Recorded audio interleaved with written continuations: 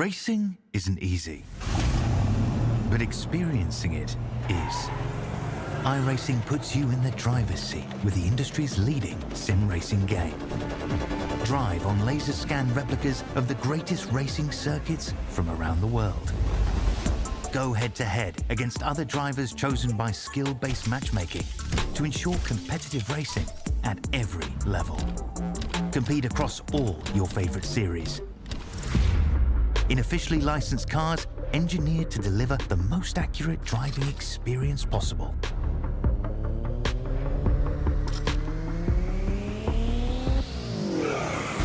Join a race or host your own with players from across the globe. Race against the computer or in a league with friends. Feel the thrill behind the wheel. Visit iRacing.com. When you want to be the best, you can't settle for the rest. For anything on iRacing, there's just one name you need, Maconi. With the launch of Maconi Entertainment and Maconi Competizone alongside Maconi Setup Shop, we now provide the best of the best in setups, paint schemes, coaching, broadcasting, and event organization. With cars across all 4 license classes, we have what you need to hit the track with confidence. Grab a subscription and save money while going fast at MaconiSetupShop.com/subscriptions. And remember, at Maconi Setup Shop, there are setups, but your victories.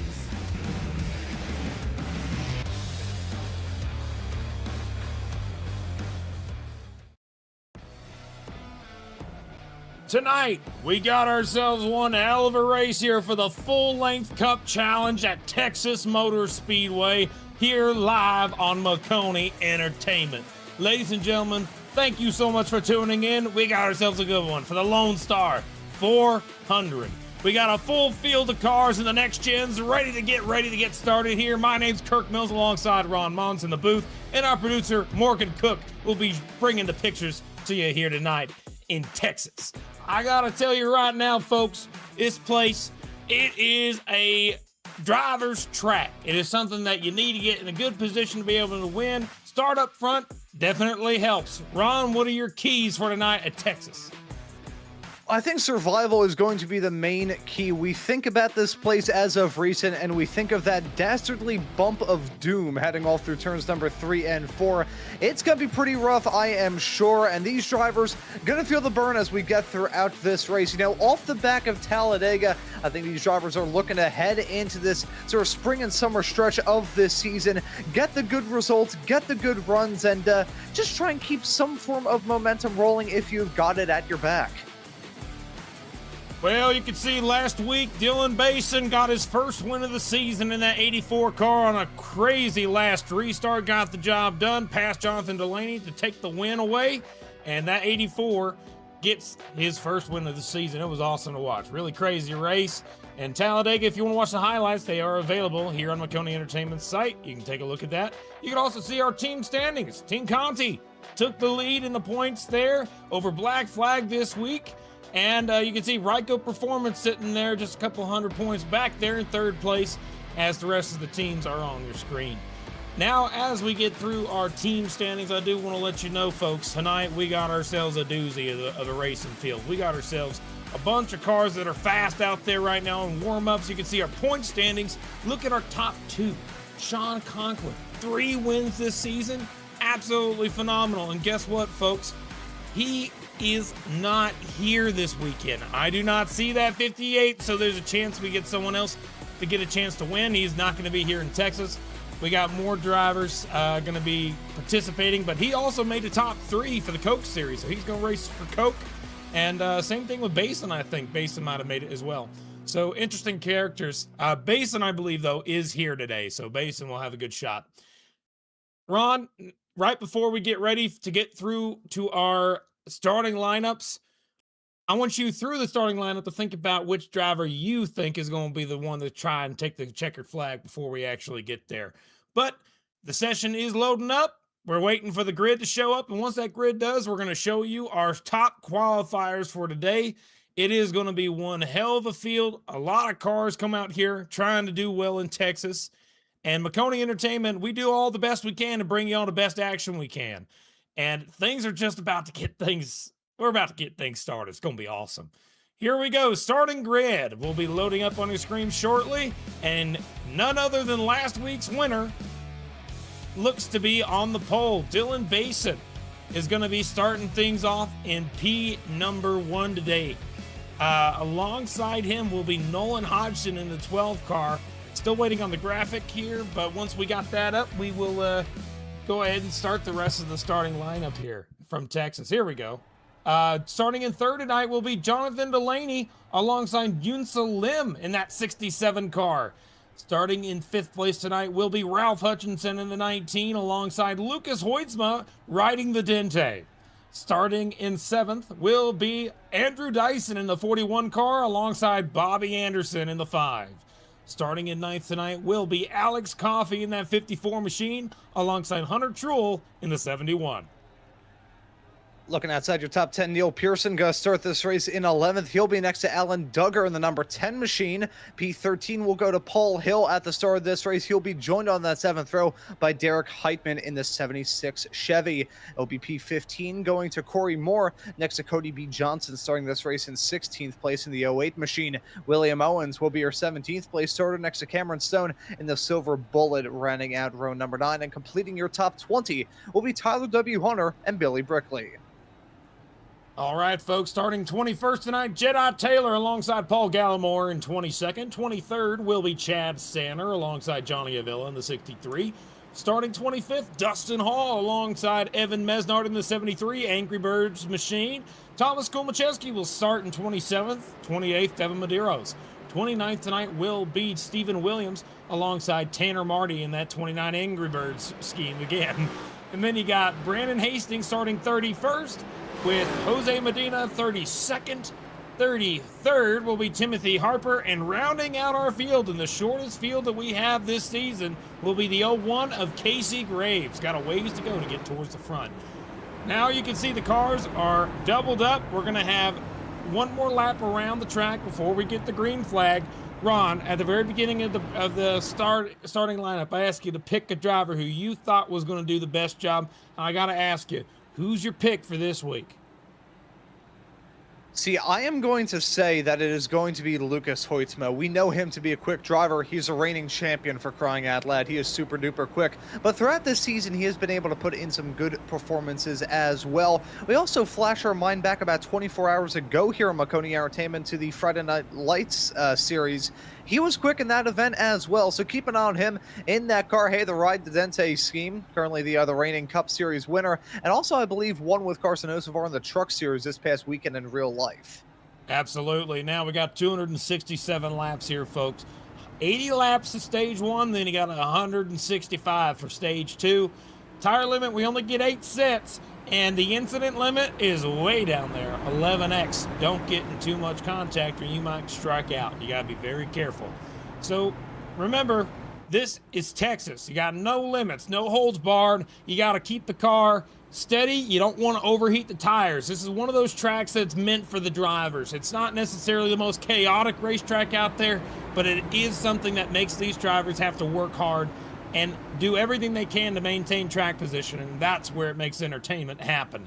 As we're getting ready to start things off here for the Lone Star 400 through turns 3 and 4, for the first time before we get the green flag, you can see that pace car up front. It's going to go ahead and dive down into the pit lane as they exit turn number 4 right about now. There we go. Reach down, pull them belts tight one more time from the Lone Star State. Through that restart zone. Boogity, boogity, boogity. Let's go racing, boys.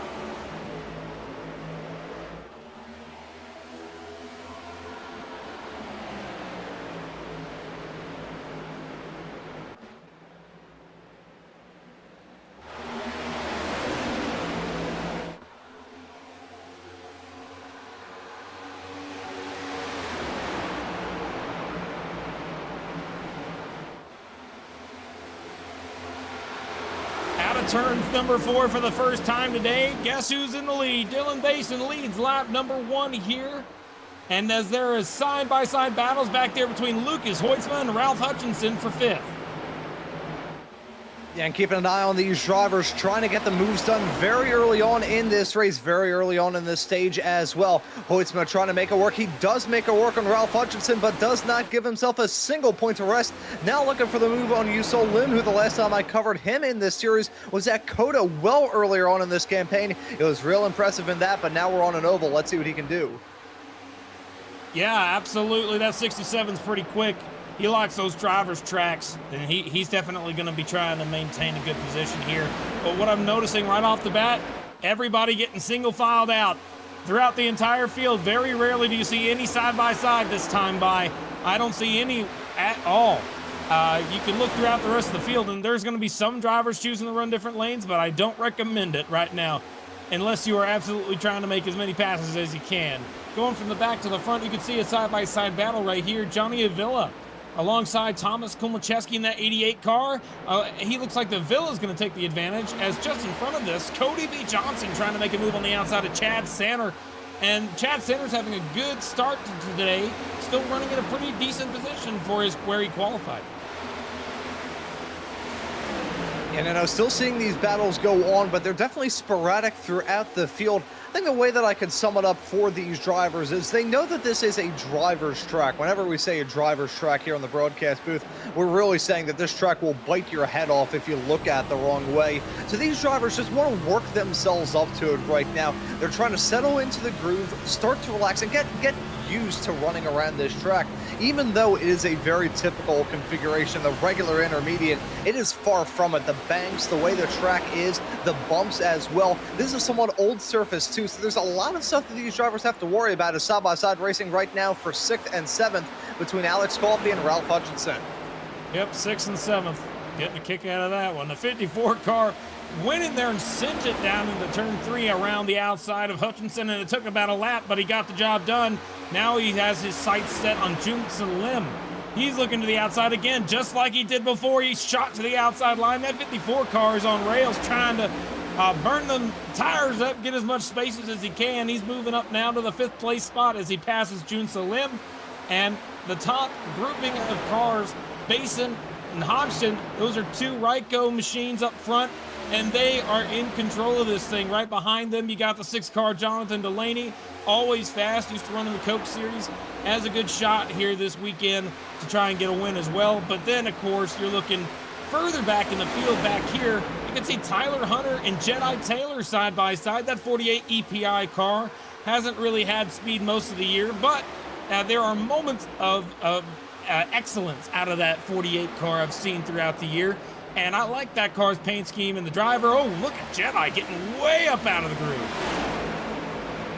So he nearly ended up in Louisiana and almost had some 3-wide racing to worry about on the exit of the turn there as well. Jedi trying to hold on to that spot for dear life. What's so worrisome here is if you hit this point in the race and your car's already struggling, or you're struggling just to get used to this racetrack, that's really not going to bode well for the rest of the journey. It's like snapping your ankle on the first step of a road trip walking out to your car.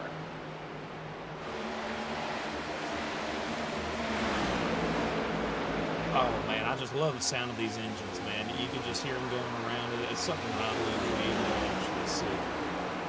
I'm looking at it right now, and you know, some cars will be coming and going depending on who started where, what their qualifying effort looked like versus how their car's running. One car that's moving forward, we already know for a fact, Alex Coffey. He started in 9th, he's up to 5th. But if you're looking at drivers that are going the wrong direction, cars that started really, really well that are just falling back, I'm looking at it right now, and I can't really see too many standouts except for Alan Duggar in the 10 car. He started in 12th and fallen just barely outside of the top 15. You can see that here. He's kind of got a long line of cars behind him. That could really grow quickly if he's not careful. And Cody B. Johnson, another driver who's fallen off the pace slightly. He's down 8 from where he started. He started 16th all the way back now to 23rd. Not necessarily having a good start to today for those 2 drivers. Oh, something's wrong with Jedi Taylor down the back straightaway. He's on the very bottom of the racetrack on the apron. That 60 car, he just went way off the pace and let the whole field go by. Yeah, that car is looking evil at the moment. It's either skating up into the turns or just snapping around. We'll take a look at a replay to see what the deal may have been there. I was jokingly saying a few moments ago that he nearly ended up in Louisiana. He went so wide heading his way off through turn number 1 and 2. He actually had a small little bit of contact there. I think he got tripped up by the car behind as he was already snapping around through 1 and 2. I don't think the contact was the cause for that sideways snap, but it certainly didn't help matters either. Yeah, absolutely. I don't think it was necessarily, it may have been aero. I think it was aero, but it could have been either or. But he saved the car, but he didn't want to get back on the gas, it looks like. And, you know, I want to get a camera real quick on fourth place, Lucas Hoytsma. He's making a pass right now on third place. You can see that for Delaney, 97 going to the inside, gets the job done. The longer this run has gone, that 97 looks to be coming alive. He's riding the Dente off turn 4. Yeah, so the driver that I outlined is one that I would look at for doing good. Now, I think back to 24 hours ago here on Maconi Entertainment in the Friday Night Lights series when I eyeballed Bryson Hicksonball heading into that race, thinking that he was going to be a strong contender, which he was. And then as time went along and the strategy unfolded and Texas started doing Texas things, his race kind of got poached like an egg. Hoytsma, though, showing some good speed for now, just hoping that he avoids the same falling anvils that Hicksonball couldn't avoid.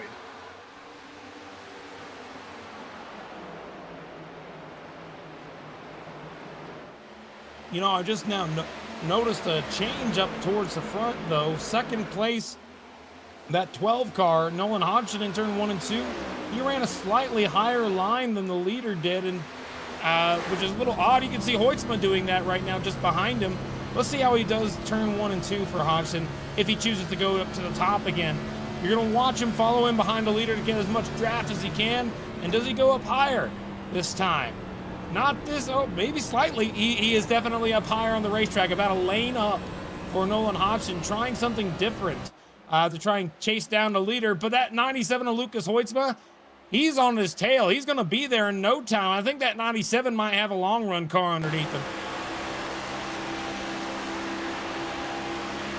And if that is the case, you gotta wonder what the mindset is for Hoytsma as he's trying to get this moved on Nolan Hodgson. Certainly closes up that gap as they head their way downtown into 1 and 2.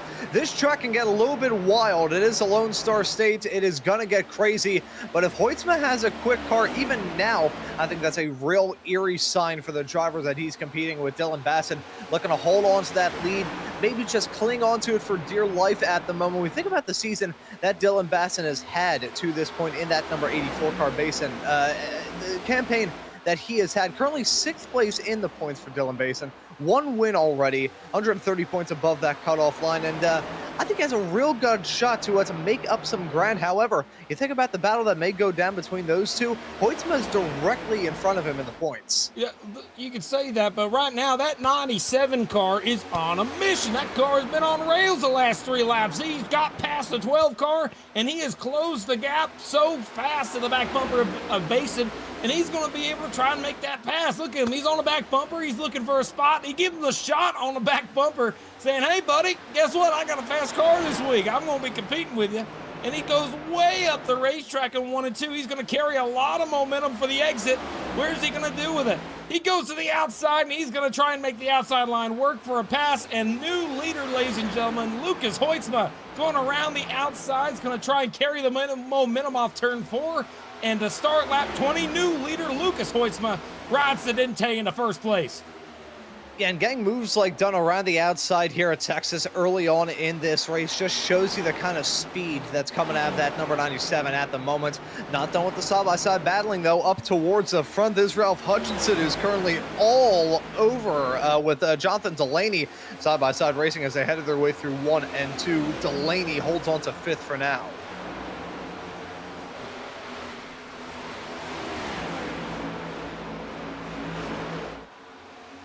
Well, with every time that Lucas Hoytsma machine takes the lead, I'm going to do this just once, and we'll do it every time. But here we go. Ride the Dente. There you go. I got that one loaded up. Good to go. He rode the Dente into the lead, but how long will it last? That 84 is not giving up on it. He's going right back to the outside line, trying to carry momentum again around the 97. Ooh, man, that's awesome. Look at that. He's going to try and make a move back down to the bottom. This ain't over yet. Basin for Ryko on the bottom, and you can see Hoytsma on the top. Oh, boy, way up top. That's so up high off the racetrack. Whoa, look at that move to the bottom. Awesome. I love this racing up front, man. Yeah, these two giving us one hell of a fight. Hoytsma and Basin battling it out for this race lead right now. And Basin has some good runs. Contact though as he headed his way out of 4. That's actually going to give him the opportunity to go side by side. Just bounce him off a little bit. I wonder what the damage is, but forget the damage. He just jumped into the race lead. A wall tap and a race lead in the span of about 30 seconds. Sideways snap through 2 though. Oh, man, this is awesome. Top 2 going crazy at it. The rest of the field is battling for spots, but this is for the lead of the race. This is awesome. He bumped him up into the outside wall. It wasn't intentional, but he put him in a wall, and that wasn't fun at all. Oh, my goodness, that 97 car still hanging on to the lead, but these guys are trading it back and forth. And I'll tell you who's liking this the most. I think Nolan Hodgson sitting in the wings P3. Let's go back up to the top 2 because they're still side by side. But if these two keep racing like this, Nolan's going to take advantage of the warmed up tires from all the hard racing up front. It looks like that 84 is going to have to settle back in and try and figure out another way to get by that 97 machine. As we're looking out the backside of that 97, you can see Basin right there is lurking, waiting for a run to show up. And so Basin doing everything that he needs to do right now. He doesn't need to just throw constant haymakers towards Lucas Hoytsma. He just needs to keep him within an arm's reach and avoid bringing more drivers into the fight. If they start going side by side lap after lap, it would be awesome for us in the broadcast booth, but it won't be too good for these drivers because Nolan Hodgson and Ralph Hutchinson would see that, smell blood in the water, and say, okay, let's work together. Let's try and get something to go down here. Speaking of those two drivers, here they are in camera shot right now. Hodgson in front of the 19 of Ralph Hutchinson. Hodgson in the 12 machine, desperately clinging on to that inside line, but Hutchinson making it work. Similar shades to what we saw Hoytsma run a bit earlier on. Yeah, and by the way, that 84 just made a huge run on the front stretch for the lead. Again, they're side by side up front, side by side battles for first and for second in Texas. What is happening right now? Still side by side for first. Second place settled. Ralph Hutchinson takes P3 away as the 84 Basin goes way down to the bottom. I'm noticing there's 2 big lines. You can go really deep into turn number 1 and get a huge run down the back straightaway like the 97's doing right now. He's going to have that run and make a move down to the inside for turns 3 and 4. Or you can go to the bottom and you're just going to have to deal with that slow exit. And they are trading the lead back and forth more than I've seen at any other track this year. A little loose for the 84. He saves it. But this is awesome racing up front. You don't get this every day. That 19 of Ralph Hutchinson, though, now that he's gotten past that car, he's now trying to catch back up. 84 is making a move to the bottom. You can look at the front bumper of Hutchinson right now, and those two in the front are just, it's so weird. It's like they're running similar lap times. Forget dirty air. They're so close to each other. I like seeing this. It's fun. Look at that bumper move. He just put some air on the spoiler of the 97, and he's getting side by side again across the line. Yeah, and you can see him like the chili pepper on his hood. Hoytsma getting a little bit spicy with the handling as he headed his way through 3 and 4 and goes real deep into 1 and 2. And almost ends up in the wall, and that's going to allow Hutchinson to close up there. Was worried about those drivers battling and bringing more drivers into it as they chase each other's tails down the backstretch into turn number 3. Hoytsma leapfrogs in front once more. These are some fantastic moves that these drivers are pulling. Some great racing right now. And at Texas, of all places, this is stunning. Yeah, the run on the outside again for Basin. I mean, if you want the camera on you, now you learn how you can do it. We've been on these guys for the last 15 laps. We're already on lap 30. You can see 84 Basin on the outside. This time's going to make the pass clear, and now Hoytsma has to fall back to P2. This is the first time Basin has led since the battle began, so I think now Basin is going to try and move forward. You can see the other battles on track. That gap is gaining. I think that 97 used up what he had, and the 84 just got on by. top four have scooted out to a little bit of a lead, but the further back you look, the more battling you're seeing all over the racetrack. I'd say the biggest one right now is between Paul Hill and Junso Lim. They're side by side for position right now, heading down the back straightaway. And Junso in that number 67 car trying to make something work right now. I wouldn't say that he's been a standout star so far here in this race. He's just been kind of there. I will say, though, and this is honest, we've definitely been distracted by the battling up at the front, which is still hot with less than a tenth of a second between Dylan Basin and Lucas Hoytma, as we have got ourselves some pit stops and now starting up here as, never mind that, side by side. You know, these drivers giving us so much whiplash here in the booth, my neck is starting to hurt. So Derek Heitman went down pit road. You saw that a moment ago. The 97 caught up to the back bumper of the 84 again, but nothing came of it. The 97 falls back as it looks like I'm noticing the 12 car of Nolan Hodgson try to run the very top of the racetrack in turn 3 and 4 that last time by. He's running a very different line than some of the drivers, but looking throughout the field, everybody in turn 1 and 2 is running a different line. It's starting to look more like an old auto club. Yeah, he hit the wall a little bit, the 12 car. You saw that little puff of smoke. Not going to do much. It's a definitely the tank these cars are driving, so they're not necessarily too worried about it, I'm sure. But what I was going to say is that in turn 1, if you look at a large picture of the whole field, it kind of looks like everybody's picking a different line, similar to what you would see at like Auto Club, where they would pick a different line. But it's not exact, but it gives me Auto Club vibes with where everybody's running.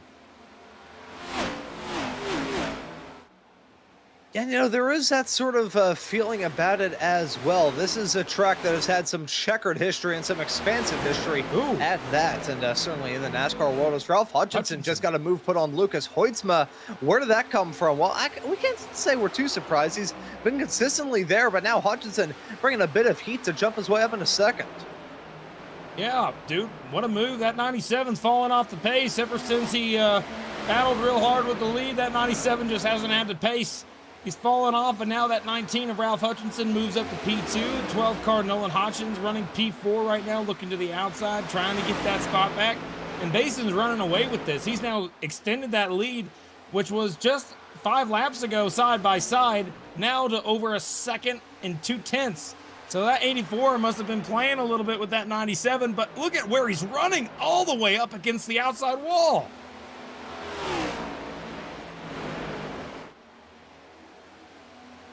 Side by side still between Hutchinson and Hoytsma. Hoytsma, one thing that we've seen from that number 97 ever since he started to kind of taper off in terms of the pace, he just hasn't really given up in any battle, whether it's been himself and Dylan Basin a bit earlier on, whether it's a fight with himself right down Ralph Hutchinson.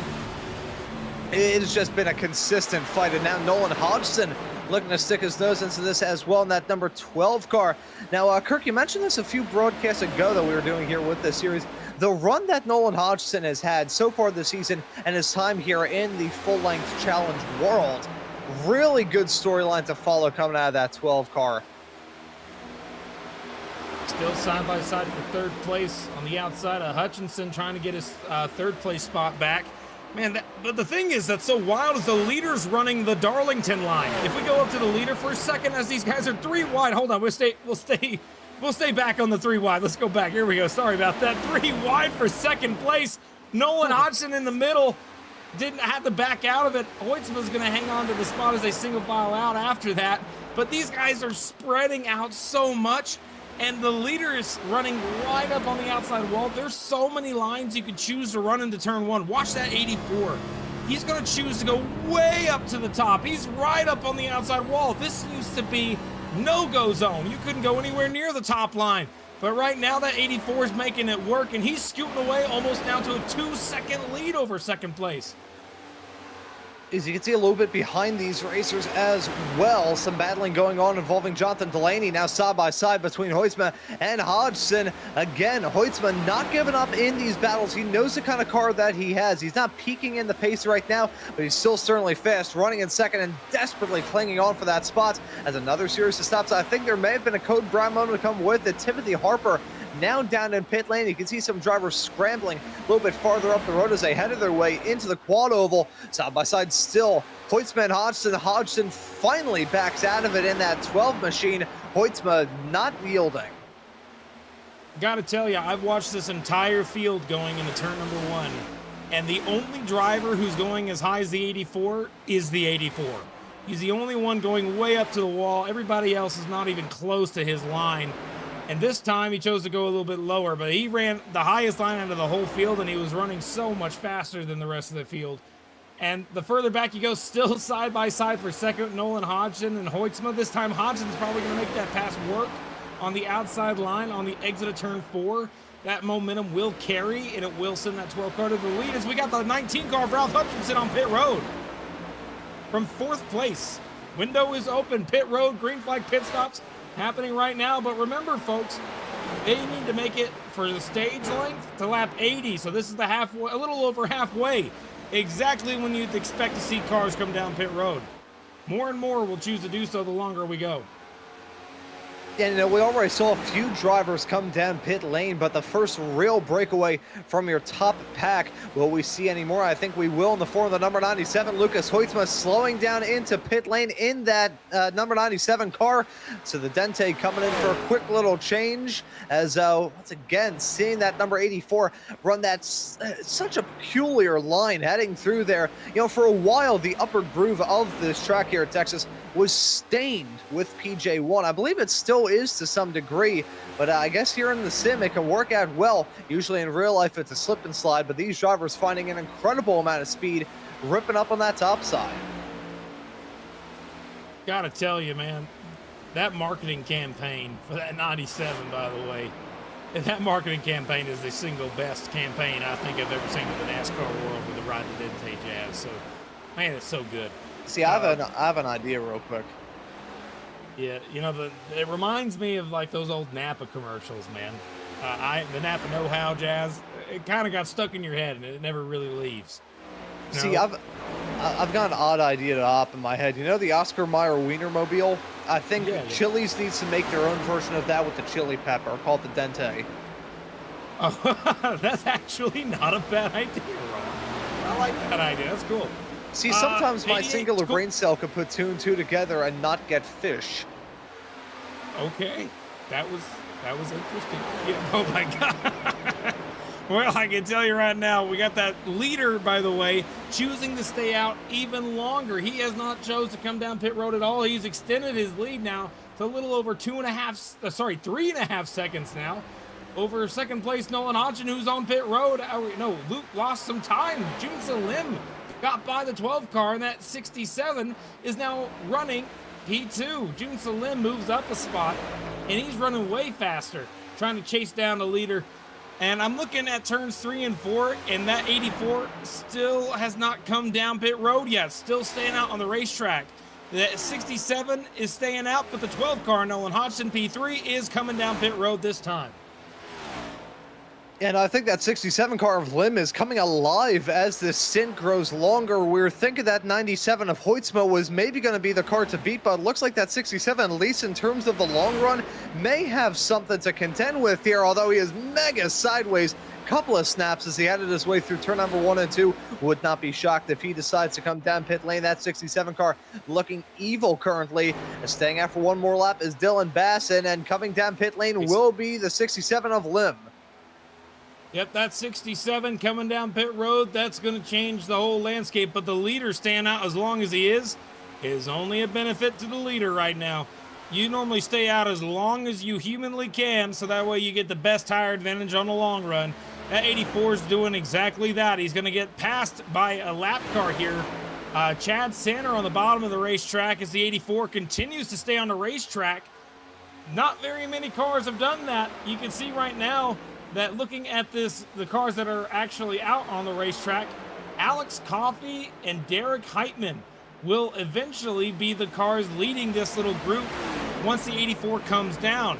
Unless that 84 has some sort of speed we don't really know about. But Coffey in that 54 car came down a lot earlier than the rest of the cars, and it looks like he would take the lead whenever this leader and the rest of the lap cars come down, which they do. Yep, leader on pit road, 84, Dylan Basin heading down, and he's going to take 4 tires and gas. That means that Johnny Avila in the 63 will inherit the lead. We haven't talked about him much, running just slightly outside of the top 10 most of this day in the 63 machine.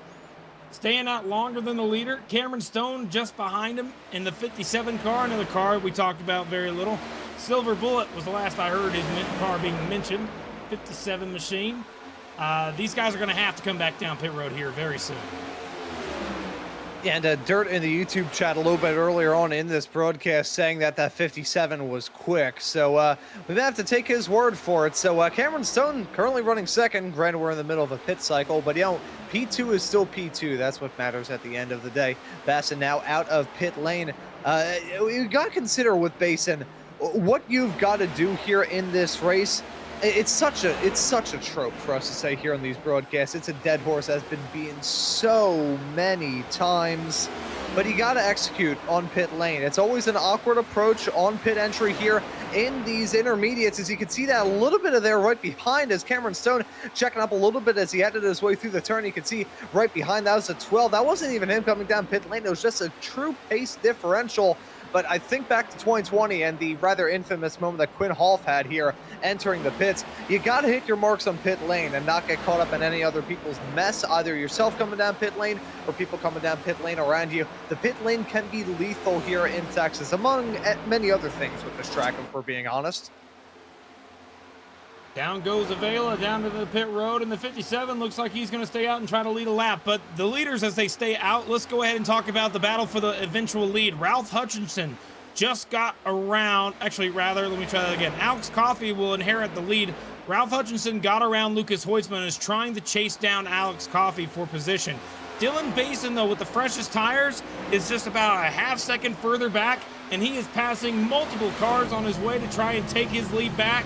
You get to see the 6-car Delaney is the next in his sights. He's going to try and make a move to the bottom and make that pass easily when they head into turn number 1.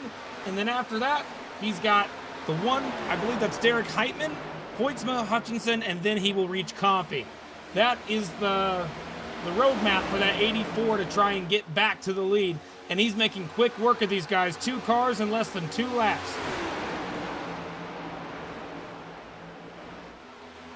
Yeah, the big news of this entire run, by the way, is that 76. He came down pit road and he was running just barely outside of the top 10, way further back, and he came down pit road way early in the run.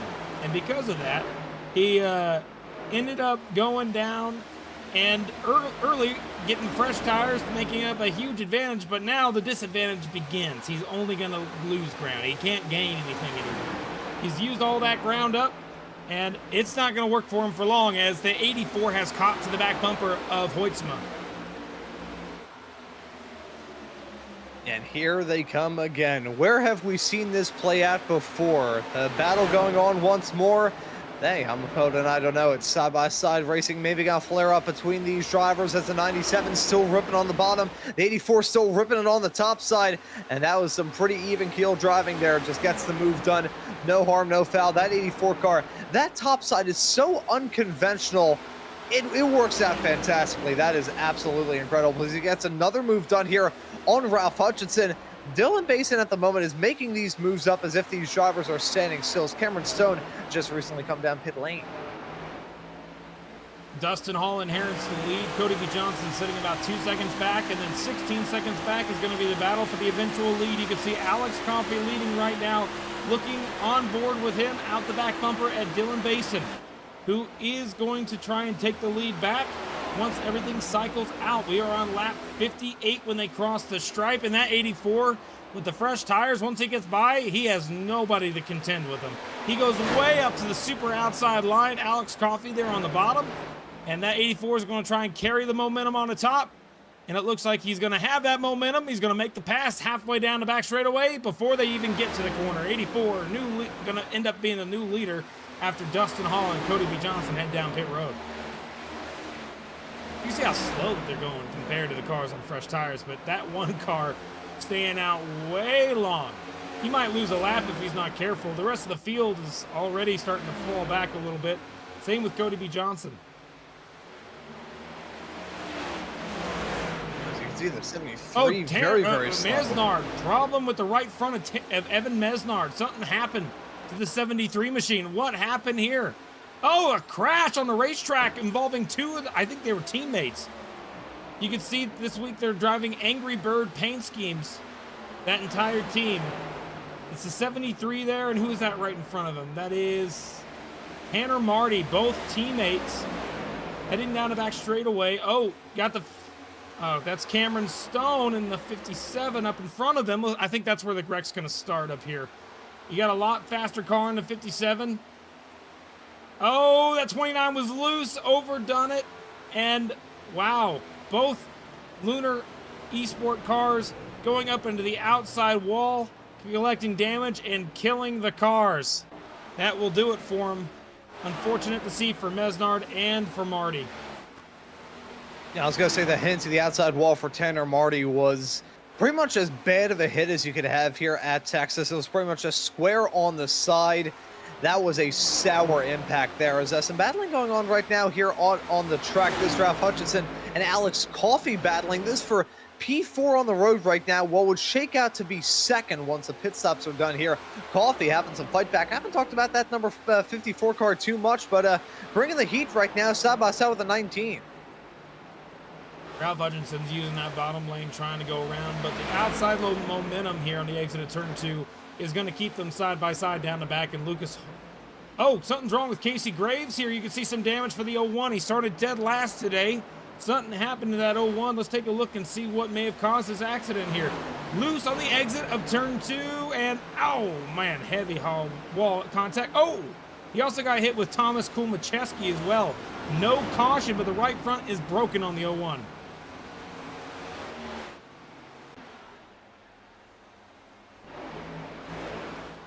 That's a shame. We're seeing Texas start to claim some more victims as we get along. It's been a smooth race all in all, though. These drivers haven't felt the wrath of this place yet. I'm not going to rule out anything.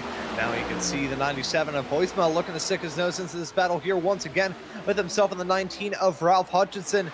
This is going to get spicy here with these three drivers that we got in shot right now. This is pretty much just the battle of best of the rest, considering how much Dylan Basin is checked out. Side by side for the third place spot when this all settles out. But Dustin Hall and Cody Johnson have stayed out so long. They're going to get passed from Basin before they even come down pit road. That gap's closing ever so fast. Still side by side here for these spots. And the only thing I could say is that they kind of came around pit road around the same lap, give or take a lap. But that 54, I think, is the big winner in all of this. He came down a little bit earlier than the rest of the cars, and now he's gotten a chance to get up to the top 2, and he's going to end up staying there, battling with these guys the longer the run goes. Remember, they're only trying to get to lap 80. That's it.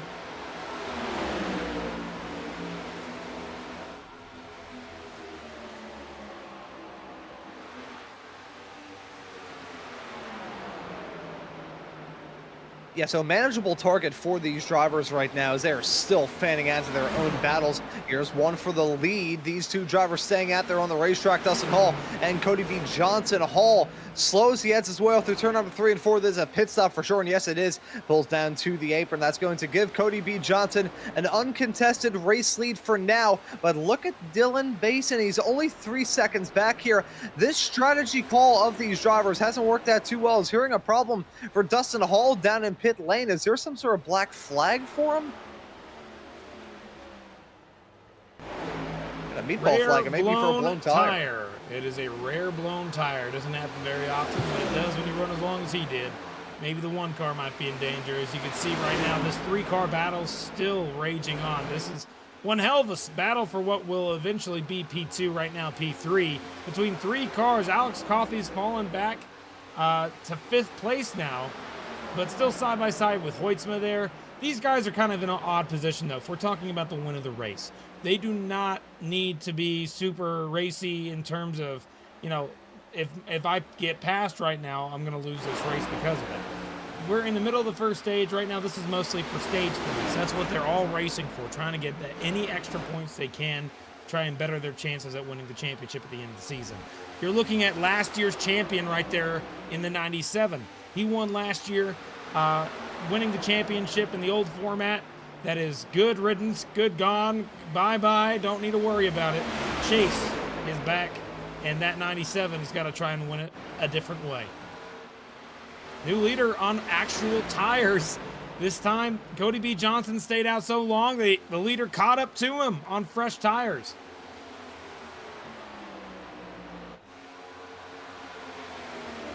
And as that's going on, we still have the battling. This is for third on the road, net second, with Cody B. Johnson expected to come down pit lane at some point here. That's Hoytsma and Hutchinson going side by side. They're not alone, as Nolan Hodgson maybe starting a battle here soon with Alex Coffey. You can see those drivers pretty much just telling Coffey got to try and get the move done on the inside line off through turn number 3 and 4. So bit of formation flying taking place here in these battles for the final few spots inside of the top 5. But getting back to that discussion about the championship from Lucas Hoytsman, the good riddance to the playoff format.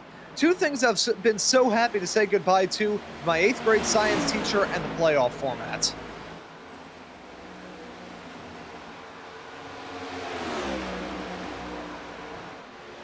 Trying to think of the right thing to say here, because this battle has been side by side the entire time, and now this time finally Hoytsma's going to be able to make that pass.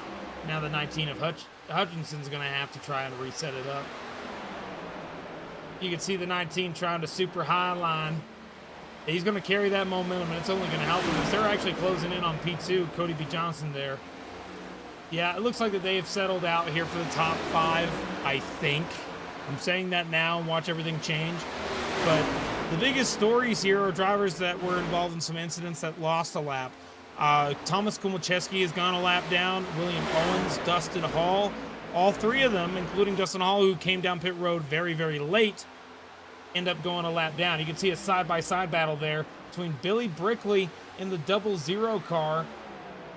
That is going to be for the 14th place spot with the 63. 13th place spot, as the 63 is going to take that spot away from Billy Brickley.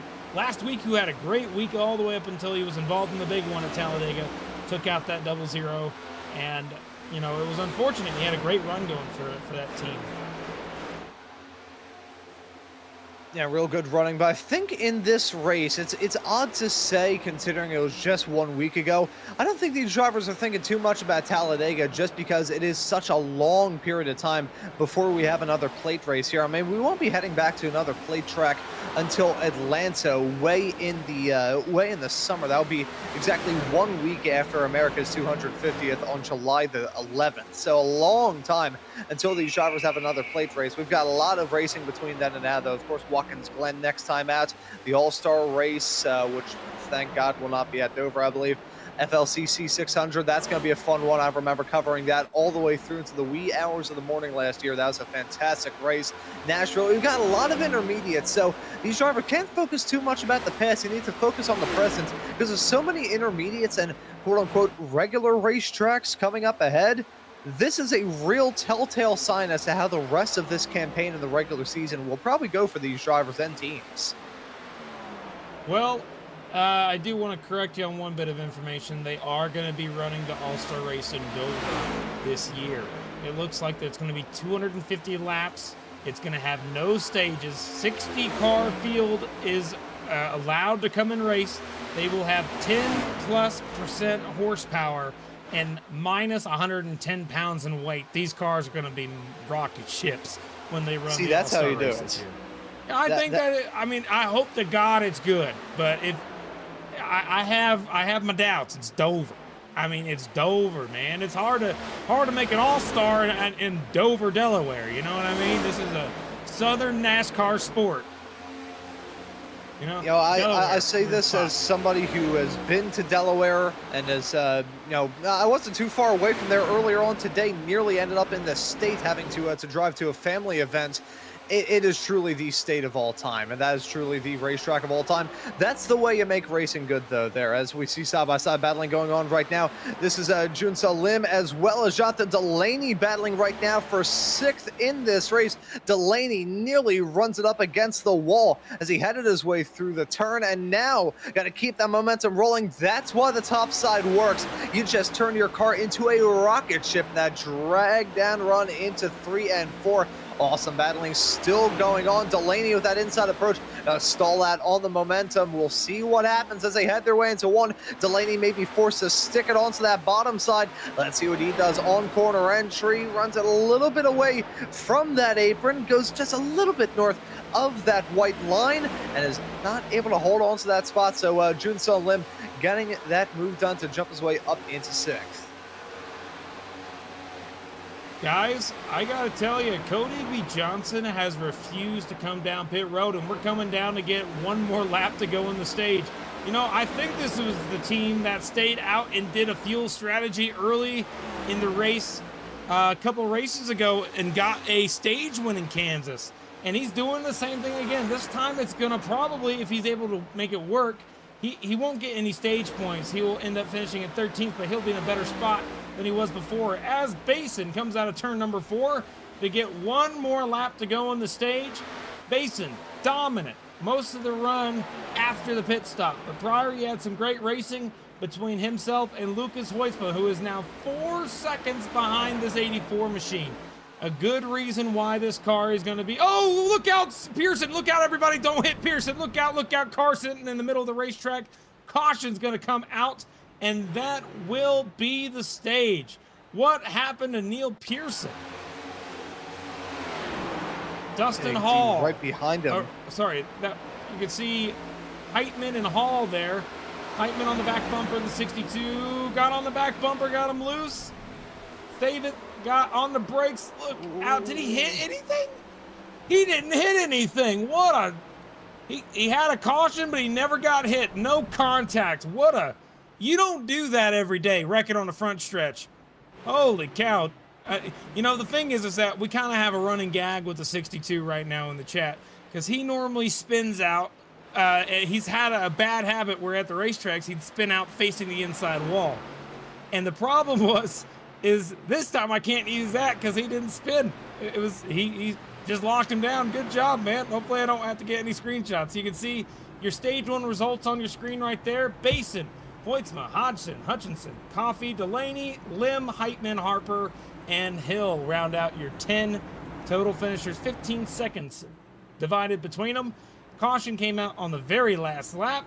And as you can see, pit road is going to be open, and I think we're going to start seeing a lot of cars come down and take some tires and gas. Yeah, now already in this race, you've seen how important the tires are. So seeing a mass exodus off the racetrack and down into pit lane right now. Good call. Very, very good call. You want to take the tires. You want to have the grip on your side, but keep an eye on that 84 car. If that first stage is anything to go by, he is going to be a rocket ship throughout the night as the field trundles their way down into pit lane onto their pit stalls. Let's see what the drivers do.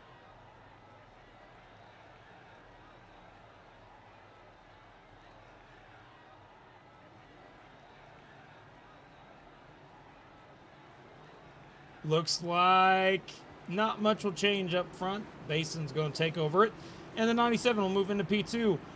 We'll be right back after a short break. You're watching Maconi Entertainment here live from Texas. Full-length Cup Challenge will be back shortly. When you want to be the best, you can't settle for the rest. For anything on iRacing, there's just one name you need, Maconi. With the launch of Maconi Entertainment and Maconi Competizone alongside Maconi Setup Shop, we now provide the best of the best in setups, paint schemes, coaching, broadcasting, and event organization. With cars across all 4 license classes, we have what you need to hit the track with confidence. Grab a subscription and save money while going fast at MaconiSetupShop.com/subscriptions. And remember, at Maconi Setup Shop, there are setups, but your victories.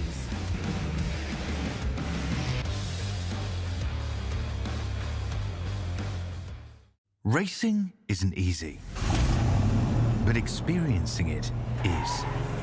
iRacing puts you in the driver's seat with the industry's leading sim racing game. Drive on laser scan replicas of the greatest racing circuits from around the world. Go head-to-head against other drivers chosen by skill-based matchmaking to ensure competitive racing at every level. Compete across all your favorite series. In officially licensed cars engineered to deliver the most accurate driving experience possible.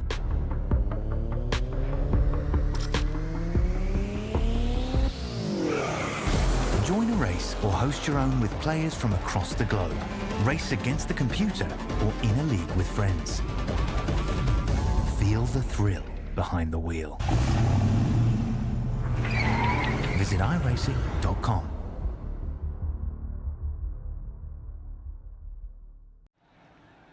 Back from the Lone Star State here live on Maconi Entertainment for the full-length Cup Challenge, the Lone Star 400. We're about to get Stage 2 underway through turns 3 and 4. Dylan Basin and Lucas Hoytsma, your top two so far today. Hoytsma started 6th up to 2nd, but that Dylan Basin machine started on a pole, and he's been there most of this race. But these top two, they know how to race it and make it a little entertaining for us through the restart zone. We're about to get this thing back underway. Great restart for the bottom line. Yeah, tremendous restart there. Basin going to hold on to a comfortable lead over Hodgson, who's right there behind him. Keep an eye on Hoytsma, the Pied Piper of that top side, trying to make something work. Nearly gets door banged out of the way. Does get door banged out of the way by the 54 of Coffee. He's now got to get shuffled back. Coffee now side by side with Lim. Not the restart that 97 wanted, nor the 6. Both cars going the wrong way on the racetrack as Basin and Hodgson try and pull away and go away. Junsa Lim also in P3 side by side with Coffee, who again was the big recipient of the best strategy, I think, in terms of net gains. He's gotten up to the top 5, trying to make the outside line work, trying to carry the momentum, but right now, fresh tires, the inside line typically is the lane to go to as they head down into turn 3 and 4. Again, the start lap number 86 when they cross the stripe. You can see the biggest change is that 97. He's going the wrong direction. Yeah, no, this has been a terrible restart for Lucas Hoytsma. At this point, it's not a matter of making up moves. It's a matter of stopping the bleeding. You just need to arrest the fall, say, okay, this happened, but let's stay with it. We still got a long way left to go in this race, a long way left to go in this stage.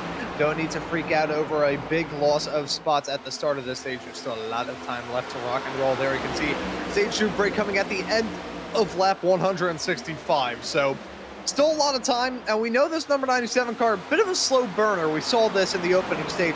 Started off that first stage not really slow, but just kind of there, and then he worked up to it and really started to show some speed. So I think as we get a little bit further along, we're going to see that number 97 car start to lift up like a helium balloon instead of sinking down like an anvil.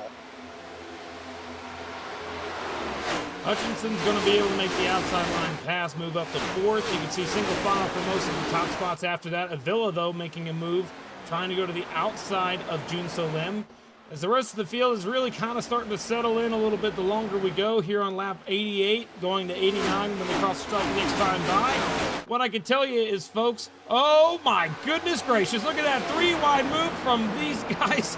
You got the 19 of Hutchinson on the top, Lim in the middle, and Avila on the bottom. That 63 made a crazy move all the way down to the bottom, and it's going to work out, passing 2 cars if he can make the run happen in turn 1 and 2. I don't know about that. We've seen the outside line carry a lot of momentum, and there's a lot of side drafting going on from the 67. Out of the corner, it looks like it's going to be still. Oh, they're door banging. Look at that. All 3 of them hitting each other. Turns 3 and 4 again. This time, Junsa Lim almost had him clear on the bottom. Not quite clear yet. This time, he is. He's going to take that spot away as Hutchinson still races side by side with Lim. You know, after a real smooth start to the day, stage 1 having a couple of incidents sprinkled in, but overall very clean. These drivers doing what they're doing right now. They've gone from just reading a book quietly in a cafe to going for the jugular with a hacksaw to one another. It's awesome from our perspective in the broadcast booth, but I'm afraid to get caught up in the splash zone here. These drivers getting real physical with each other, giving us some fantastic racing. Don't get me wrong, we're commentators and race fans. We're not going to turn that down one bit. But these drivers, I don't think are going to lift off. We haven't seen it so far. Not sure if we're going to see it as we get farther along either. And And that 19 making a move back down to the inside of Coffee. This is going to be for that third place spot. He's going to make that pass look easy. He got it done, and now Coffee has to fall in behind.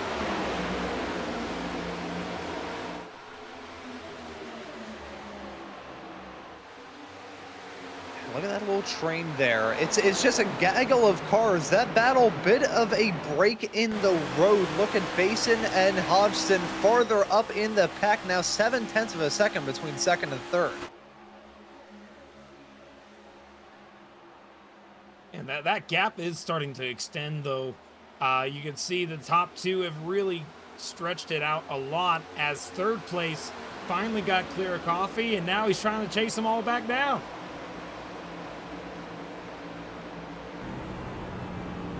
Yeah, now keeping our eye on the rest of the field as they are settling down right as I said that these drivers were not going to be lifting off, going for the jugular all the time. They finally decide to take it easy, which I think it's a good thing. You don't want to go through a race here at Texas with the survival instincts of a cranberry, now do you? Side-by-side battling going on right now. This is going to get spicy with the 0-0 there and the 48 of Tyler W. Hunter. This is a fight for lucky spot P13 on the road right now. The longer this run's going to go, you're going to see more and more cars making different moves, getting different runs. Some cars will have the long run speed, and some cars just won't. One car that I think might show some long run speed, that 63 might be the car to look at. But as we come to get lap number 95, you can see them cross the stripe single file here for the top 10. Yeah, starting to fan out to their own little side-by-side fight as well. Missing the bottom a bit there is Johnny Avila. Alex Coffey gonna look to get a move done here soon as they're also closing up to Yoon Sun Lim right behind Jun Sun Lim right in front. My apologies. Side by side for position, you see Avila down there on the bottom in the 63 and the outside, the 67 of Lim. Side by side as they head their way across the stripe, it looks like Junsun will be able to hold on to that P4 spot for now, and he's still right in front of that 76 car right there. You can see he's trying to hang on to the position, no doubt about it. And one thing is, that 97 is way off the pace compared to where he was before. Yeah, that is certainly the case. I still think that 97 is going to have an extra spark. We're waiting for that firecracker to be lit in that Ride the Dente car, and then he's going to fire off like a rocket. I hope so. I think it'd be cool to see it. It's just a matter of time to see if he can. But that 76, too, he came down pit road first in that last stage run, and it looks like it's working out for him now, trying the outside to get around Coffey, who has been falling back since the restart. And looking at that, gang, very flirtatious with that outside wall is a 76. Close quarter stuff as they headed their way out of the turn. Derek Heitman trying to make something work on Coffey. Oh my goodness, they're so close to each other. Making contact just barely. This time the 97 gets to the inside of the 76. It looks like he's going to make that pass to the inside, and now Heitman drops back another spot. And your top five still have just been the same. Nobody moving around. It has just been exactly the way it is. No room for error. And although these drivers have now single fouled out with two exceptions that you see in your camera shot right now, the drivers already going side by side a bit behind as well. These drivers sense a real opportunity to get these spots before lap 100. You're on board right now with Paul Hill. You're sitting behind the driver's seat. Why don't we go ahead and do a crank it up right here, right now? I'd love to be able to go on board with some of these cars, look and see what it sounds like. It's a great time to do it. Crank it up.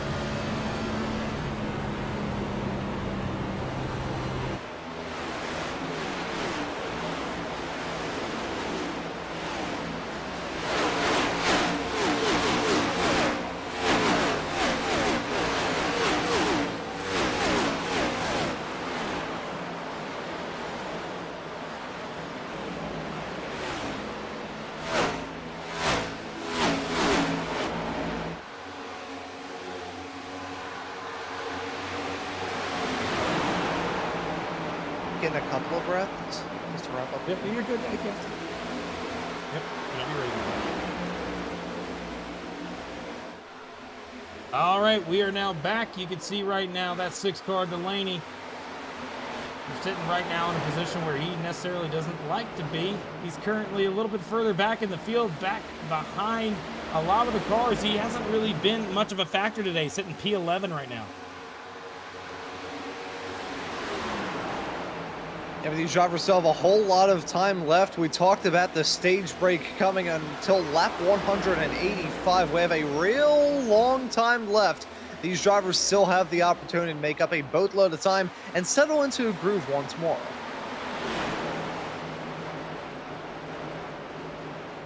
You know, one of the questions I'm going to have for you here, Ron, is the longer this run goes, when do we expect to start seeing these cars head down pit road? Well, that is a very good question. You know, Kirk, I'll say, and this is honest, for as long as I can remember, I have had memories. I think it's going to come up here in, I would say maybe lap 128. That's going to be my prediction right there. I think that's not a bad spot. It's definitely just a number that popped into my head, I will say. That's good. You know, whatever. You know, we know that we pitted last on lap 80, around 81, 80 in that range. And what we saw last time was about 45 to 48, where most of the cars that stayed out longer came down pit road, but the window opens right around the halfway mark. And you can see on your screen the last pit stop lap was on 82 exactly, right around that 81, 82 mark. So because of that, when they all came down pit road, we know that we got to get to the end of the stage, which today is going to be lap 165. So, oh, caution's out on the racetrack. Forget about that. Wrecking on the backstretch. I think it's Cody B. Johnson involved in an incident here. Maybe been Billy Brickley as well. Something to do with those two cars. We'll have to triple check. I'm not 100% sure. Let's see what happened back here on the backstretch. And here it was, already side by side before they headed their way into turn number 1 and 2. The problem is with intermediates is the exits of the turns when the drivers merge into that same bit of real estate. That's exactly what went down there. You know what it was? I think let's go back and look at a different angle because we couldn't really see from across the front stretch. So let's try this. You can see Billy Brickley on the top. You see Cody B. Johnson on the bottom. It's going to happen on the exit of turn number 2.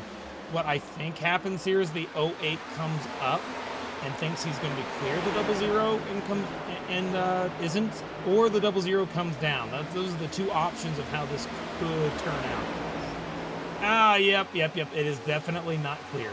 Not clear for Cody B. Johnson. A little bit of damage for both cars, but they should be able to get that damage repaired. And guess what? Pit stops are going to be happening right now. And does this really affect our fuel strategy? I think that's going to be something that we're going to have to take a look at as some folks everybody's going down pit road now. This is the right time to do it. You don't get cautions very often here in Texas.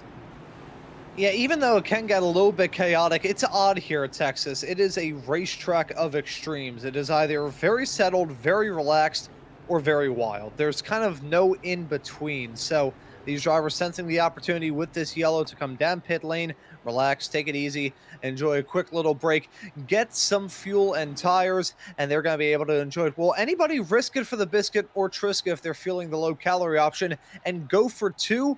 That is the question. As you can see, some drivers already trundling their way out of pit lane. Not seeing anybody with some unusual calls here from the looks of it. That'll be your 84 leader, still leading as they head their way out of pit lane. Pretty uniform with your drivers as they trundle their way out of the pit lane here. Lap 109, and hearing as well from the production truck, all drivers taking all 4 tires there. Got the 2 mixed up ever so slightly, but pretty uniform. I think that's an understandable call here at Texas. The trouble with this track is the way that the banking is, you have to rely a decent amount on that mechanical grip and also have to rely a lot on the tires. And this isn't the smoothest surface in the world. It's not nearly as rough as like old Atlanta or Darlington, shall we say. But Darlington surface is about as patchy as my face when I was 14. And Atlanta was actually breaking up during the final race there before they reconfigured it to be a super speedway. This here, though, is kind of that mediator between really chewed up and still a little bit smooth, where it's not completely just a whole Goodyear cheese grater. So, Kirk, pretty fascinating to see that everybody was uniform in the call to take 4 tires. It's fascinating to see that nobody risked it for the biscuit, but also it stands to reason as well. I think it's a smart call. Well, here's the thing, guys, okay? Right now, the problem that you're going to have this run is going to be 100% tires, not gas. They have plenty of fuel to make it back. They could probably make it about 65, 67 laps on gas for most of these guys. But that is not the top. That's not when you come to pit road here. This track eats tires up. So most likely, most people, depending on how hard you drive, can make it. As far as like Cody P. Johnson, he went on gas. He saved his tires the entire time in the first stage, and he made it 80 laps without a problem, which is kind of unique and rare. You don't see that every day. He was saving fuel, saving tire. He was able to make it. But the rest of this field here, you gotta save your tire. So right now, to get to the end of the stage, tire is going to be a big issue. Who can save their tires the longest over the long run, and whoever has the most at the end is probably going to end up taking away the stage victory here at the end of this thing.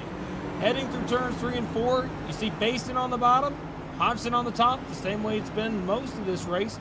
And Hoytsma has recovered now to start 3rd car on the bottom line, and that Ride the Dente machine, maybe he's made some adjustments to that car to try and make it a little bit quicker again. Here we go through that restart zone, and we are back underway.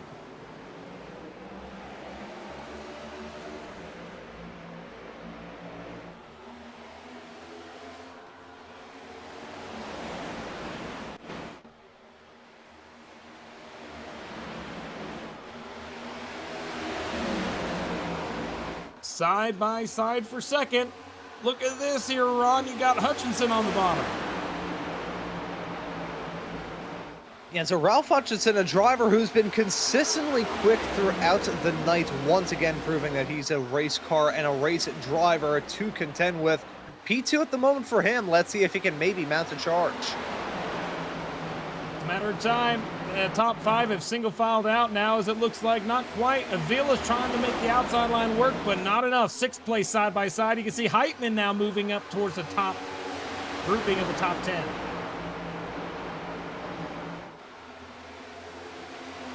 And side by side here towards the front. Side by side throughout some small little packs throughout this field. It hasn't been just unique to these drivers up at the top end. We have some side by side battling here, just barely inside of the top 15, it looks like.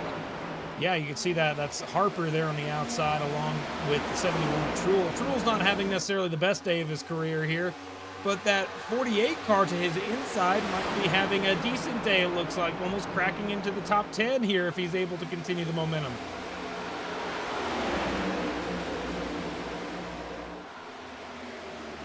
Yeah, it's all about being in your comfort zone. If you're behind the wheel of one of these cars and you're not feeling fully with it, that's going to be when that pace starts to drop off. If you're feeling with it, though, if everything is meshing well like a nice transmission, you'll be able to bang through those gears, run quickly around this place, and you will be golden.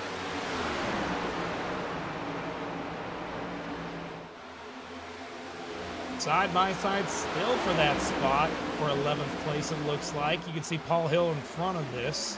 Harper on the top, 48 on the bottom, getting some help from Truel. Getting that push is exactly what he needed.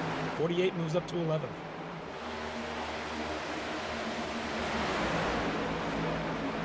Yeah, so a good run there right towards the tail end of the top 10. They're single filed out for the most part in that pack, but the gaps aren't the largest in the world. 4/10, nearly a half a second between your top 2, though.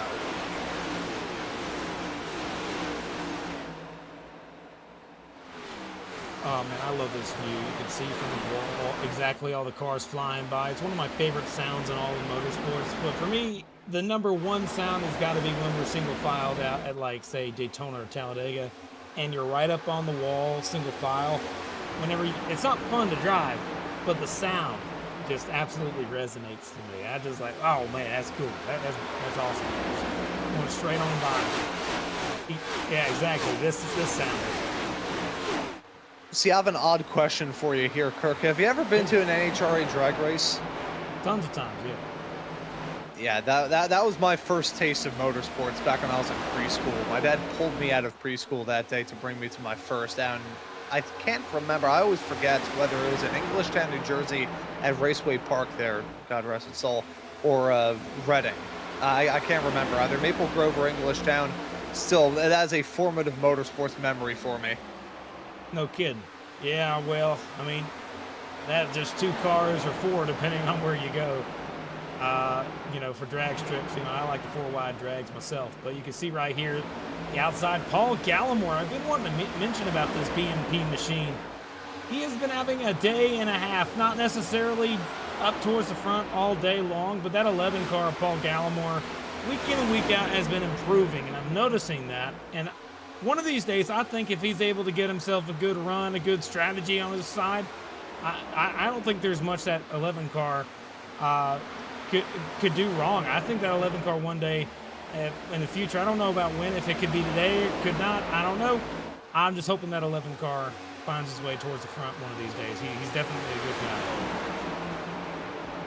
You know, and off the back of that, Kirk, a point that I do want to raise about this series, whether it be here in the full-length Cup Challenge or 24 hours ago in Friday Night Lights, you do have a lot of stories of drivers improving as time rolls along.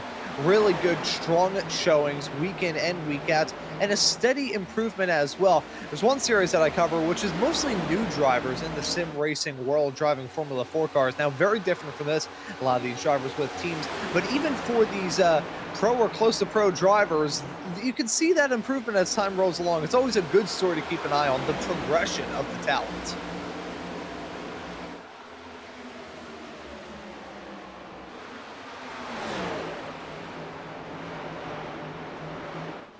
And look at that, the 19 car, Ralph Hutchinson's gotten by the 12 car, Nolan Hodgson, just like that. But the under-over move for the 12, no. He pulls back inside of the 19. 19's going to try and use the outside line momentum as the 12's trying to use the bottom line grip.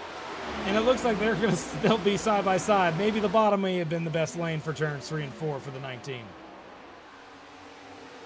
Yeah, I think it potentially would have been. We've talked about the driver comfort a lot throughout this broadcast here, Kirk, but I do want to raise it once again, just talking about the lane choice and the line choice for these drivers heading all through the turns. You want to be exactly where your car is comfortable in and where you are comfortable in.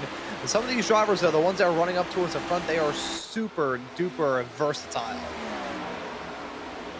Man, still side by side. This is what you come and stay for right here. You want to see the 2 top spots going at it side by side. We saw this early in the first stage. Didn't get to see much of it here in the second stage at all. Really single file through most of the field. Rarely do you see the side by side battle, so you take them when you can get them. Especially at Texas. You know, they needed to do the Atlanta treatment to Texas instead of Atlanta. But I'm just going to put that there. Well, you know, we could also do the Auto Club treatment. Yeah, might as well. You know, just bye.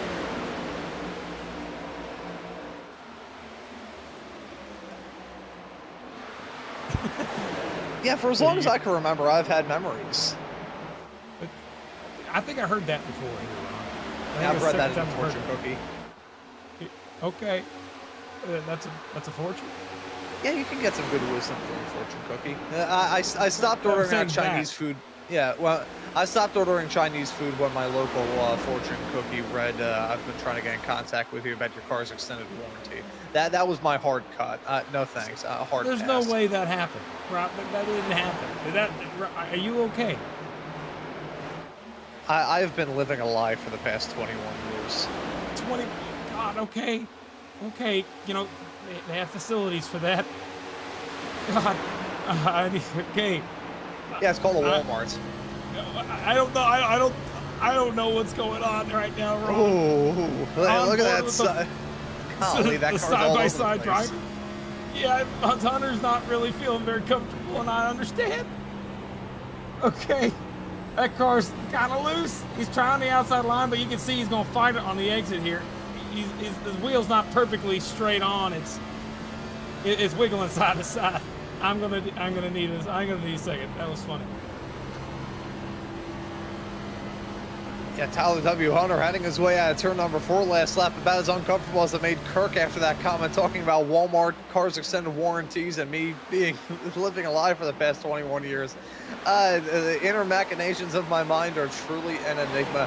Side-by-side battling going on right now. This is the one of Dustin Hall. He's had a wild race through to this point. Not anything like major going down. We did see him run that alternate pit call as we got towards the end. Didn't really work out for him in stage 1.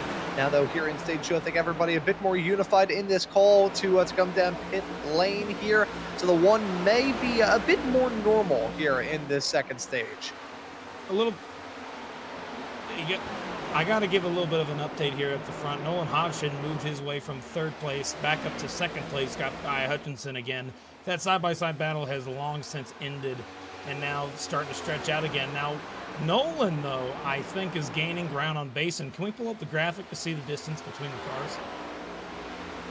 I think that right now, if we see that, you'll see last couple laps he gained a little bit, but this last one he lost a little bit of time, and this time he also lost. But look at the difference. It's less than 1/10 of a second between the top 2. They're running nearly identical lap times. So, I mean, when you're running the same... I mean, the driver makes a big difference. It still does. But it just shows that they got a lot of talent running very, very similar lap times, lap after lap. Yeah, these drivers just having each other's numbers right now. That's exactly what's getting put on full display. I think Dylan Basin still probably has the upper hand in this fight. He has been the dominant driver so far in the first 130 laps as we near closer and closer to that halfway mark as well, Kirk. I gotta wonder whether or not that 84 car can be usurped. If anyone's gonna do it, I think Hodgson may be the man, but can he? Only a matter of time to find out. I gotta say right now, I'm looking here at this top 20. What I like to do is I like to pick my underdogs. I do this weekly. Drivers who I think would be exciting to see win, or drivers who I think who haven't won that much, who absolutely are ready for a win, who I think absolutely deserves one. And you're looking at a battle on your screen right now. You see Jedi Taylor, Thomas Kumacheski in the 88 and the 81. You know, one of these days, that 88 machine, I consider the 88 Kumacheski to be an underdog. 81 of Hastings, also, even though he won in the Friday Night Lights series, I still consider him an underdog in the full-length Cup Challenge. He has been involved in somebody else's dramas too many times. Justice for Hastings, my man. You know, one of these days he'll be able to avoid somebody else's mess and come out with a win here. I think he won one of the recruitment races at the very beginning of the season that was not broadcasted, but one of those moments, I like seeing that 81 do well. But that 88, though, Kumacheski, his win's coming too one of these days. If he can get in a good position, that BNP Motorsports machine, I think one of these days, his day is going to be coming around. But looking at the top 10, again, I want to reiterate, these are the drivers that are considered underdogs right now. Looking at the entire top 5, I say none of them. They are all, you could expect Jun Salim, Lucas Hoitzma, Ralph Hutchinson, Nolan Hodgson, and Dylan Basin to win any given week. Based on their speed in the last handful of races, these guys aren't necessarily underdogs. These are guys exactly where you expect to see them. And then you got Heitman. Heitman this year has kind of become an underdog. Last year, he was a contender big time. But this season just hasn't had the same speed as he's had last year. But this race, doing really well. Currently side by side with Alex Coffey. And he's getting some help from draft from Jun Salim there. But they're going to be side by side for that position.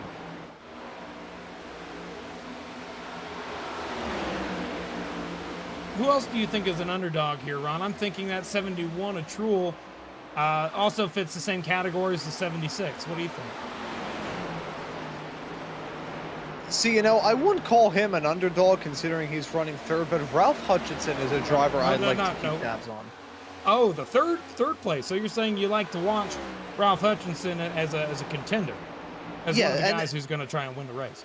Yeah, I think so. I think he's had a routinely quick car throughout this race. We haven't seen him really drop down. We haven't seen an amazing flash. It has been a very consistent kind of like third place level of speed. He's been keeping his nose clean. He's been keeping it smooth. I think he's a very fast driver. Another thing as well that kind of leads me to gravitate towards him, last summer, as we're broadcasting the 2025 campaign of the Friday Night Lights series, Ralph was with me in the broadcast booth for that race at Nashville. Great guy, and ended up doing that broadcast. And he's been a driver that I've been keeping tabs on ever since. Not only is he very quick, good guy as well. So keep an eye on him running in third. I think in this race, he's got a real good shot to either win this race or at least walk away with a podium, a top 5, or at the bare minimum, a top 10. The cars are starting to get really tight on the exit of the corners. You could see that 12 car Nolan Hodgson just this last time by out of turn number 4. He hit the wall pretty hard too. This time by though, able to avoid it. But if we go back a lap, let's see if we can't show that, because that was actually kind of a harder hit for the 12 car. He hit the outside wall on the exit of turn number 4. Let's see if we can't grab that. Let's see. You can see heading down the back, everything's fine. I think this is the right lap. We'll have to see as they exit turn number 4 this time. Here we go. You can see he's off the bottom. He's starting to slide up. He's loose, chased it, and then bang, right there, hit the right side. Luckily, he was able to hang on to the car, but definitely not something you want to have happen too many times in the run. Yeah, certainly not. That'll wake you up about as much as a shot of 5-hour energy will. It wasn't the hardest hit into the wall, though. We have seen harder. It's an awkward hit, though, and a big Code Brown moment there for a second-place runner who's been very quick and rather comfortable throughout the night. True, absolutely. Now back to the underdog stories, folks. You're looking at a couple of them right here. You can see Cody B. Johnson's definitely one of them, but the thing is, look at where these guys are running. This whole battle side by side right in front of him in the 10 car and the 6, this is for 13th. Delaney was running in the top 5 for the majority of the beginning of this run, at the very beginning of the race, but he has fallen outside the top 15, and now it's, well, outside of the top 10, I should say, currently 14th, and 13th rather.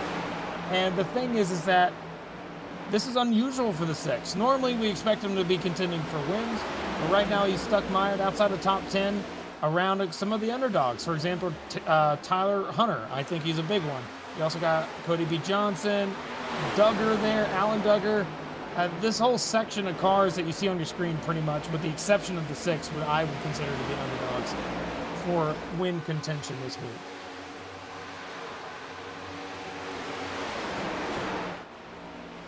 Yeah, we always like keeping.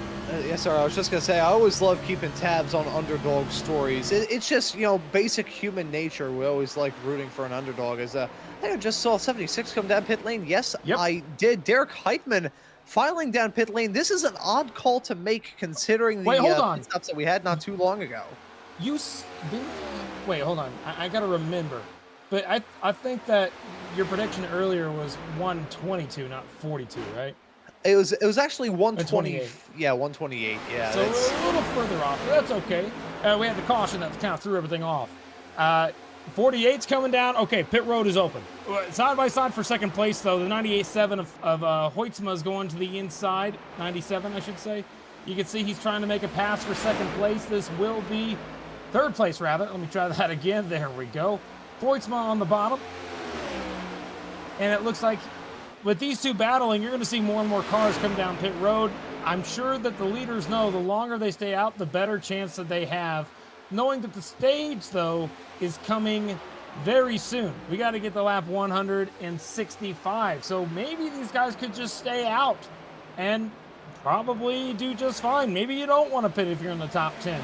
But if you're not in the top 10, you might want to, you know, maybe think about it. I don't know. It's going to be pushing it. I still think that pit road is going to be a place for some cars that may be ill handling right now.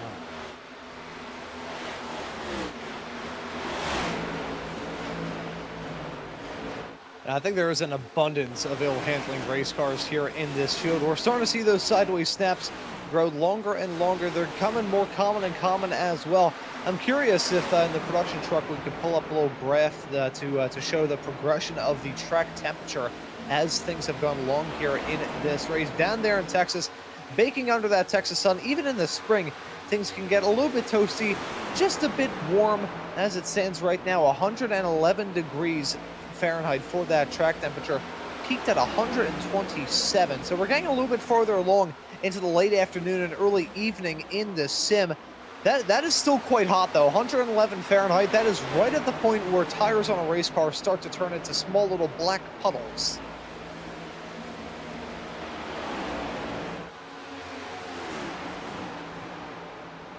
Well, you know, I'm thinking about something right here, Ron.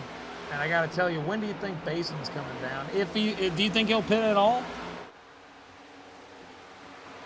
You know, already a prediction from the production truck, Morgan, saying no. And, you know, I am going to play a bit of devil's advocate and say that he will come down pit lane as long as everybody else inside the top 5 does. I think he realizes, okay, I just need to do what my rivals are doing for the most part. You know, he's got a quick race car. He can make things work.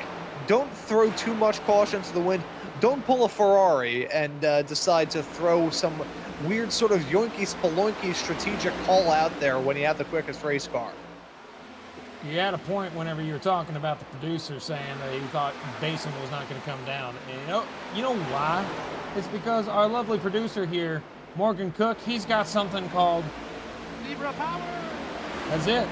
He's got it. So he's able to make those predictions better than most. He thinks they're not going to come down, so I think that they're going to stay out. I'm going to believe in that Zebra Power. The Zebra Power can do many things. See, yeah, You're trying to segue that, yeah. You know, there are some times where let's just switch the point. Let me looking at some battling right now here on the road. Just had to transition out with a cough. Kumacheski just got up into the outside wall a little bit with the 62 of Pearson there. What happened there on a turn 2? Weird. Kind of stuck in this 4-car battle. Let's see what exactly happened between those two. It was on the exit of turn number 2 down the back straightaway. The 88 got up into the outside wall. See Cameron Stone there, Neil Pearson in the 62 and the 88 car on the top side. Let's see how this works. Out of turn number 2. Hit the wall, and he just did it on his own. He didn't get hit or nothing. It was just 88 going up in the outside wall and getting a little kiss.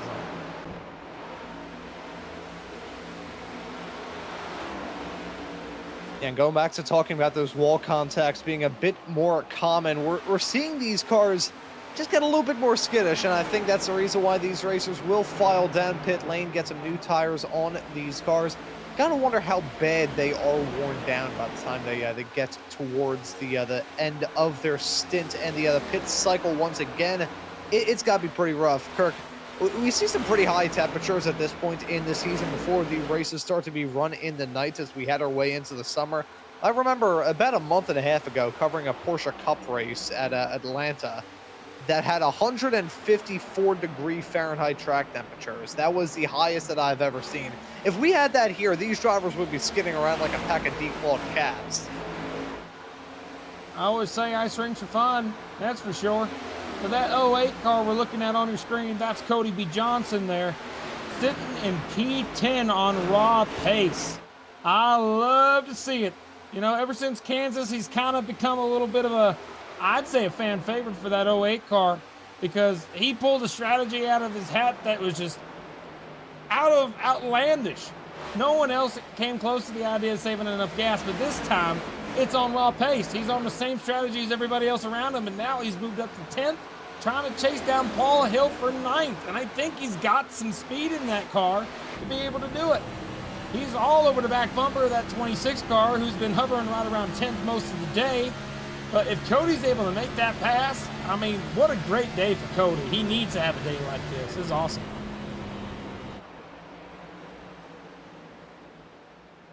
Yeah, good run, a very good run indeed. We still have a long way left to go, but this good running so far.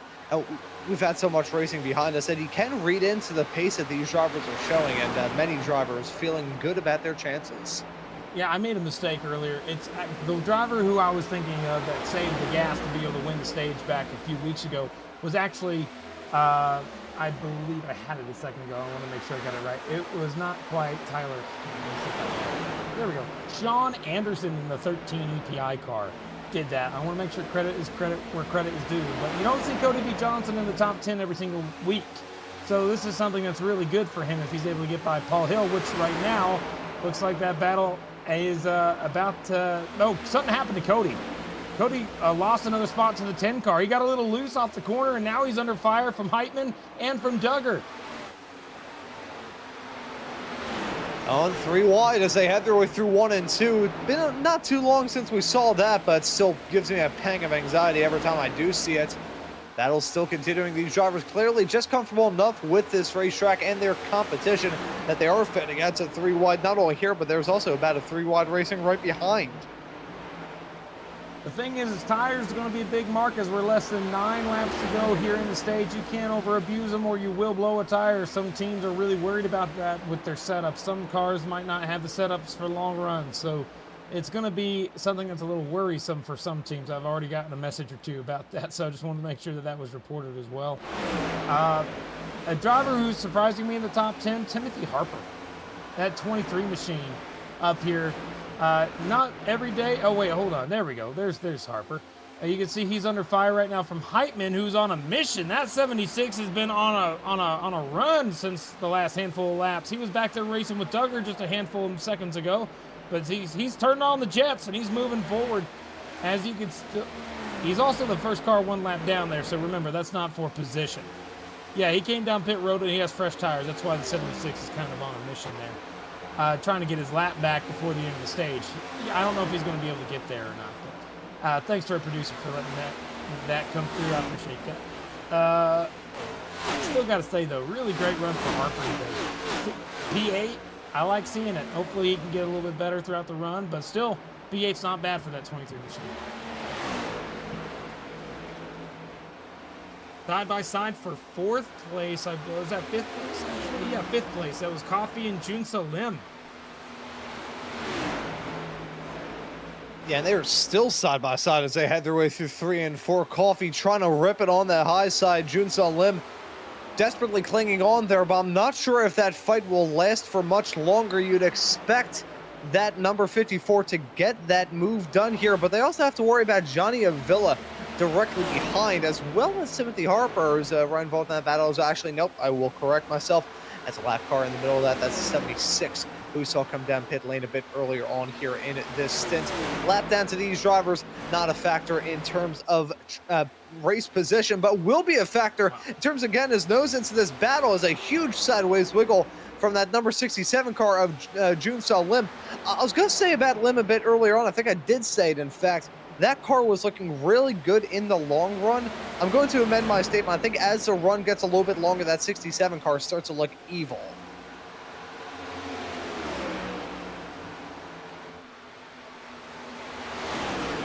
I think the longer the run's going to go, it's just going to change throughout the... Oh, there goes the Lim. He got loose just like you were talking about. He saved the car. Oh, my goodness. What a prediction. Holy crap. Save That's the car. the first time a prediction of mine has aged well. I'll actually second that. Holy crap. I didn't expect that at all. He just got loose off turn 4. Saved the car, but damn. Nice job keeping it underneath you. It's that dastardly 3 and 4 bump.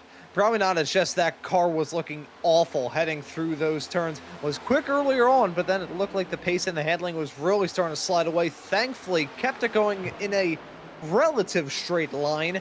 Certainly a sideways wiggle. His tires have been turned into rectangles, trying to lock it down and avoid making contact. But the fact he didn't hit a wall or any cars in that moment is a Christmas miracle.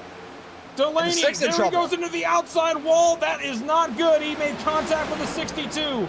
6 car. Oh, he got more contact straight up into the outside wall, sliding in turns 3 and 4. Live on the screen. We'll catch it here in a second. Take a look and see what happened.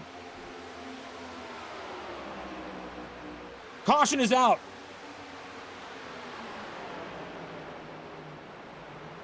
So the 6 car got way up out of the groove there. That looks fine. No big deal. That's a normal line for some folks. So he got loose on his own. And when he did, he came up in front of the 62. 62 trying to go on by on the inside. I think the 6 car had a problem or something. What was that all about? 62 up into the outside wall. 6 cars still loose on the bottom. Both cars are trying to get out of the way. And they're both kind of in the way. But the caution came out later than that. What was the wreck for is the question I have. We're going to have to find out I think that could have been the cause, but we're not 100% sure yet. Yeah, I would not be shocked at all if that was the case. We'll take a look at some more of that to get down to the true bottom of it. But 168 laps into this race here, Kirk, that is the first yellow flag that we have seen for incident at any point here in this race. We had stage 1 caution as well. This is the stage finish, by the way. You can see your top 10 on the left side of your screen. That will be the stage results. We're going to pull that up here for you. Stage 2, here are their results. Basin, Hodgson, Hoytsma, Avila, Coffey, Hutchinson, Harper, Duggar, Hill, and Cody B. Johnson rounds out your top 10 runners. As the cars come through the corner now, they're going to choose to come down pit road. Some cars will stay out, like the 76, going to get his lap back. But unfortunately, that strategy of pitting did not work out. That caution is not something he wanted to see at all.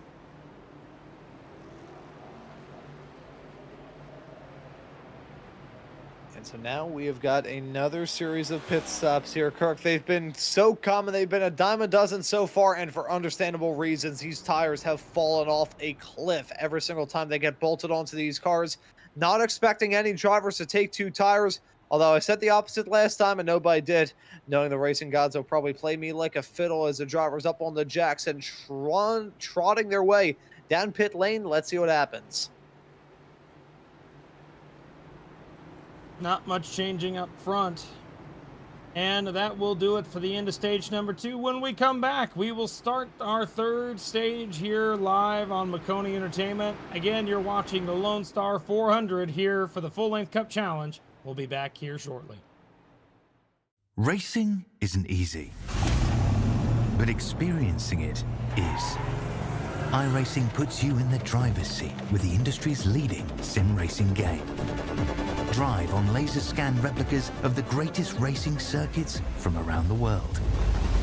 Go head-to-head against other drivers chosen by skill-based matchmaking to ensure competitive racing at every level. Compete across all your favorite series. In officially licensed cars, engineered to deliver the most accurate driving experience possible.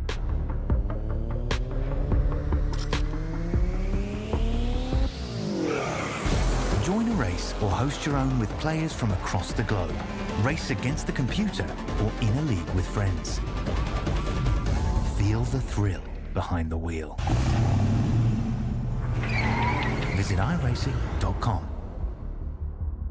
When you want to be the best, you can't settle for the rest. For anything on iRacing, there's just one name you need: Maconi. With the launch of Maconi Entertainment and Maconi Competizone alongside Maconi Setup Shop, we now provide the best of the best in setups, paint schemes, coaching, broadcasting, and event organization. With cars across all 4 license classes, we have what you need to hit the track with confidence. Grab a subscription and save money while going fast at MaconiSetupShop.com/subscriptions. And remember, at Maconi Setup Shop, there are setups, but your victories.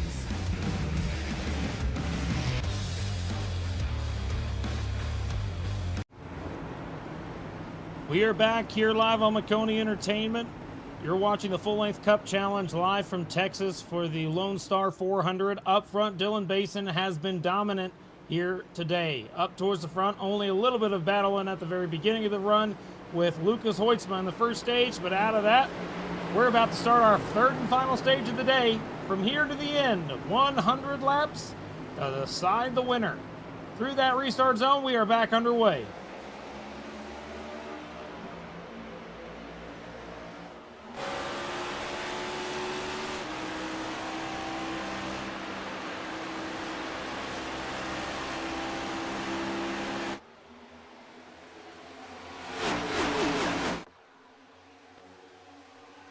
Paul Hill sending it 3 wide into turn number 3 and 4. They double file it out as it looks like now the side-by-side battle is for second. Nolan Hodgson under fire from the 97, and Hoytsma's going to make that pass as it looks like he's going to try and chase down Basin.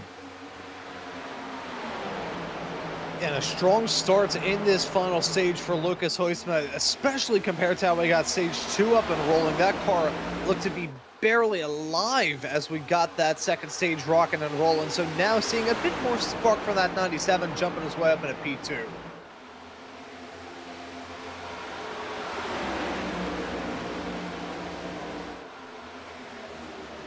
Now, ever since that first stage happened, some changes I think he made to the car just did not make it drive very well. So that 97, I think, made some more adjustments on the car and now has a chance at trying to get back into this battle, I think. Well, you can see the fastest lap of the race. Basin just ran it. Extra bonus point if he's able to hang on to it as the 97 tries to chase him back down. Hard to do that when your competition is running the fastest lap of the race, though. Yeah, no, Dylan Basin has some very quick cars behind him with a half a second, the buffer.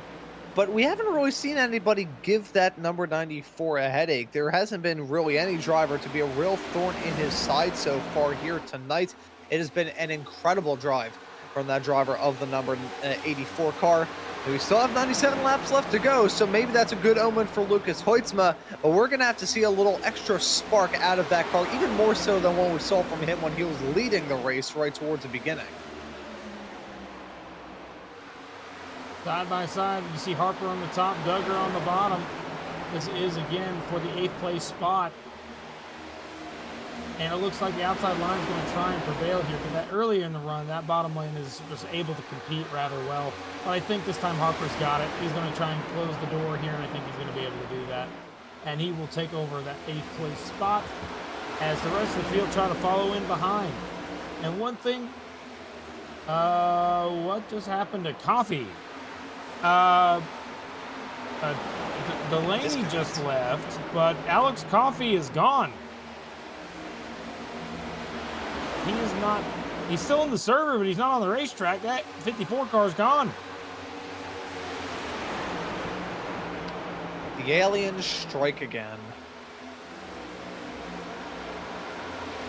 He's having a great run. He's running like 4th or 5th in that range. And just poof. That is, I think of all the disconnects that I've seen, that is probably up there in the list of being the most unfortunate. He was, as you just said, Kirk, putting together a strong drive, was running, top 5. Really, all throughout this race, he was running either in the top 5 or very close to it. That car had been tremendously quick here. Not sure if he was going to contend for a win. Not sure if anybody could really challenge Dylan Basin here in this race.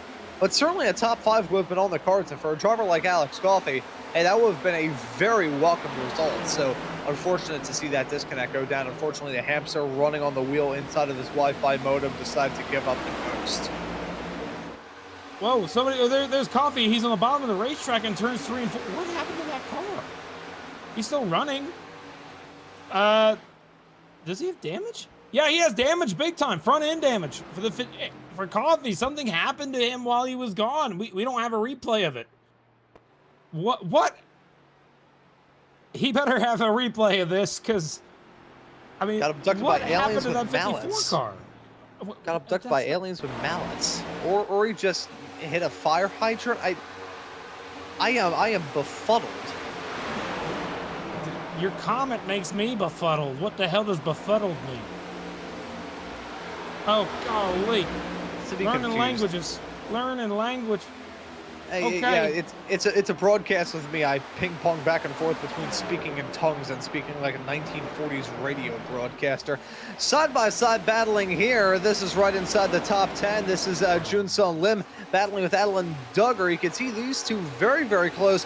That car of Junsun Lim, I am shocked he is still in this race after that moment he had right at the end of stage 2.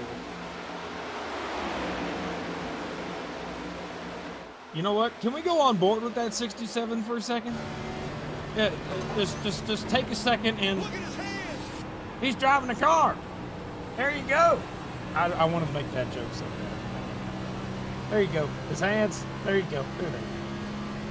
You can go ahead and take it off the end car now. Juice is doing fine. That was about as slick as 80 grit sandpaper, and I love it. I'll try and make some more weird ones. Oh, boy. That 12 car, though, I think he's catching back up to the back bump of Hoytsma. Remember, he got passed early in the very beginning of this run. The longer it's gone, he's been gaining it back, and I think that 12 car has a better long run speed than the 97 does. And 97 has great short run. He could compete with Basin if he had a little bit closer to him, but he's not quite there. So unfortunately, he'll have to battle here for second for himself there. And I gotta ask you here, Ron. I'm watching this race, and it reminds me of the. Just because of the different lines people can choose, I miss the old Texas a little bit. I'm sorry to say, but that old Texas that used to be a pain to drive. It got real tight off turn 2 always. I miss that type of racing. What did you think about the old Texas, Ron? Yeah, I think Texas beforehand was quite nice. See, I have a very different perspective in this discussion because I kind of grew up as. Well, started as an NHRA guy, went off to be an F1 IndyCar guy, and then got into NASCAR starting in about 2019. So I never really got to see the NASCAR racing here in its older form. Did get to see the IndyCar racing, and it was absolutely awesome. You'd see a bit more of this, like the side-by-side battling there right now for second. That's Nolan Hodgson punching his way up into P2. But this track has undergone some very odd changes, despite the fact that it's still the same base shape from when it opened back in 1996. The original proposal for this place was to have an IndyCar track and a NASCAR track merged into one. I swear they're going to be running on the apron for the IndyCars and the banking for the NASCARs. Oh boy! I just hearing the phrase NASCARs. Good. Yeah, nailing a chalkboard for me. Oh boy.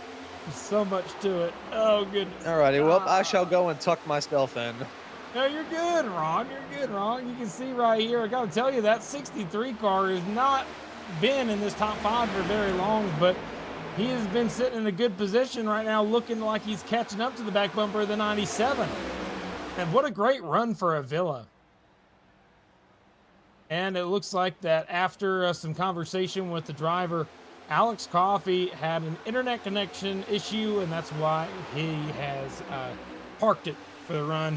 He had a great day going, just will not get the result out of it. Side by side for third now, Avila making that pass to the inside. Johnny, come on through. Leave her, Johnny, leave her.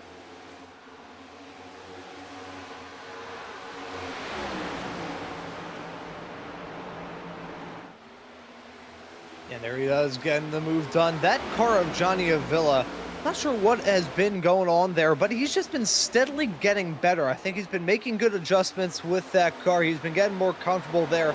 He's just been keeping it up towards the front and just steadily eking his way out. It hasn't been a charge, but it's certainly been a march forward. I'm liking what I'm seeing from that 63.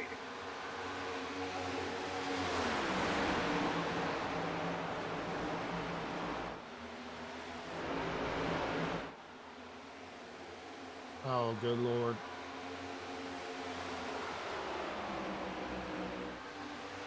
I enjoy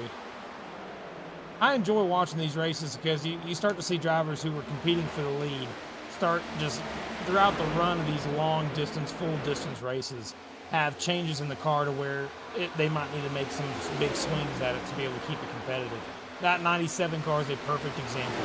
At the very beginning of this race, he took the lead away from Basin early on. He rode the Dente to the lead, but ever since then, he has been falling back. Like the track changed, something happened to where the more rubber that's been on the track, the less competitive that 97 has been today. It has been weird. We've seen that number 97 car be kind of like a medium long run car, a short run car, and just a car, especially in stage 2. It has been such an odd machine to pin down there for Lucas Hoytsma. I'm going to chalk it up to my commentator jinx at the start of the show when I said that he was a driver I'd be looking at for similar shades to what I did to Hicksonball about 24 hours ago in Friday Night Lights. So he's once again feeling some pressure there. On the outside of him is Timothy Harper in the 23. I think he may be able to get that move done uncontested. Yeah, Hoytsman not really fighting it off. That car is looking sour at the moment. Not sour in the sense that it's trying to kill him, but it's just looking at him from the other corner of the room with just such a disgruntled look.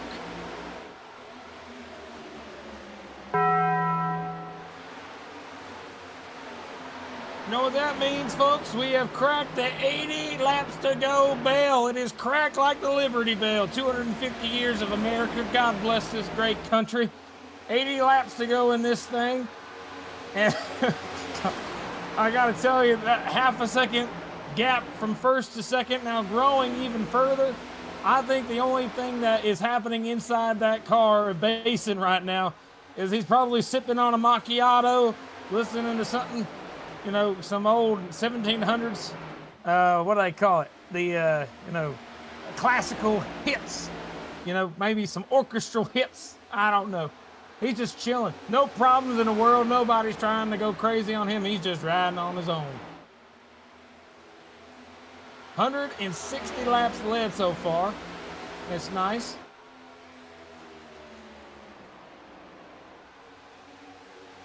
It's been a good race so far for Dylan Basin. Yeah, gotta wonder what kind of music he is listening to. Would it be classical? That's classical music. I was making a reference. Sipping a macchiato from the Talladega Nights. You know what I'm talking about. Last big word I learned like that was mayonnaise. So I feel like I need. Thank you. See, what I was going to say is that classical music always gives me an odd sense of anxiety. I don't know about you, Kirk. I always listen to it. I feel like I need to run away from something. All right, now I got to look up a clip. All right, I'll send it to you, Ron, so that way you're aware of the concept. But it's okay. Duly noted. It's good stuff. Good stuff. All right, it's a funny movie. I recommend it.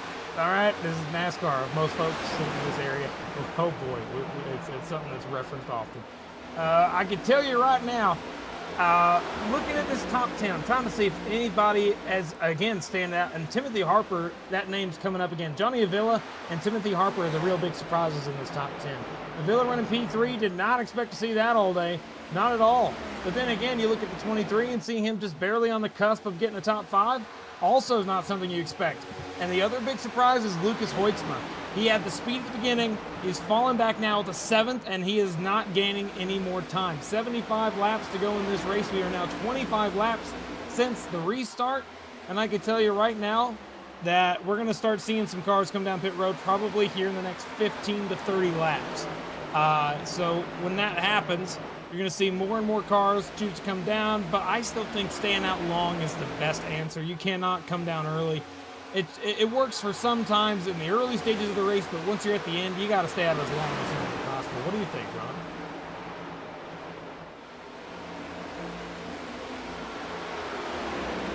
You know, with these pit stops, there's a lot of pressure being put on these drivers. So I'm sure at the moment in their head, they're just trying to figure out how you make it work. If it were me, I would try and make the equation as simple as humanly possible. Focus on the driving, not have to worry about the pit stops. Just try and split it as evenly as you can.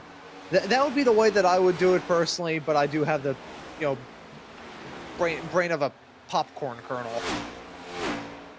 I still think pitting with the leader is always an important thing, Ron. I think you gotta, if you are like say 15th, you're not gonna be able to pull a strategy move to put you out front unless you go super crazy on fuel save.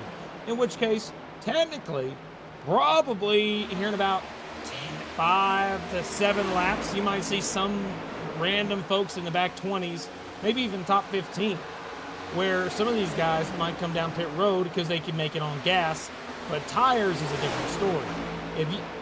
Yeah, we're in the fuel window, so now you can come down here, and right around 65, I think, is a good sweet spot where you save enough tire and enough gas to be able to be comfortable with the finish.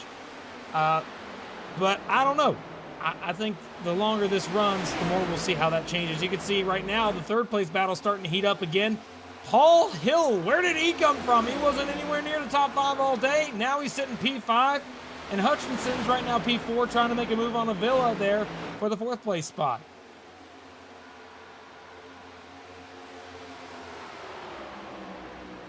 Yeah, so the prediction from the production truck, 20 laps until we see the floodgates open and the drivers just barrel their way down pit lane. 50 lap stints, it would be a bit on the longer end to what some of these drivers have done, at least usually what these drivers have done. We, of course, saw some drivers run pretty much the entirety of that first stint. I think that would be a good little length for them. Pretty much just cut it right down the middle, as I was saying not too long ago. Make the equation as simple as possible. Don't have to break out any exponents or anything as we get to the end.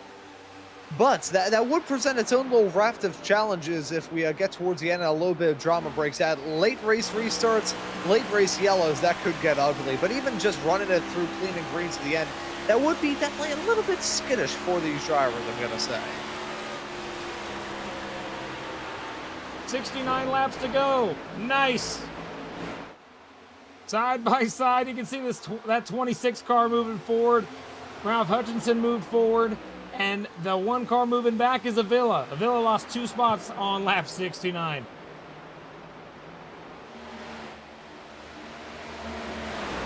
Well, not lap 69. 69 laps to go, rather. Let's fix that. Yeah, it's close enough. It's the total length of the race minus 69. So there is a 69 in there. I drive a 69 in the lower tier series, so yeah, that's a good number. I like that number. It's cool. All right, you can see right here the 57 car, a Stone making a move on Hastings to the inside. This is for position, I believe. 12, to be exact. To be a bit more precise here, you got 2 very interesting cases here. Brendan Hastings, a driver that you mentioned a bit earlier on, Kirk, has one that's been quite intriguing to keep an eye out for over in the Friday Night Lights side of things, along with here in the FLCC as well. Real fascinating driver, quick driver there as well, along with the 57 of Cameron Stone. Talked about that silver bullet a bit earlier on. He was briefly running second during the initial pit cycle, now down in lucky spot P13. The moment that I think he's in a peck of trouble, feeling more pressure from Thomas Komolczewski right behind than he is applying to Brendan Hastings.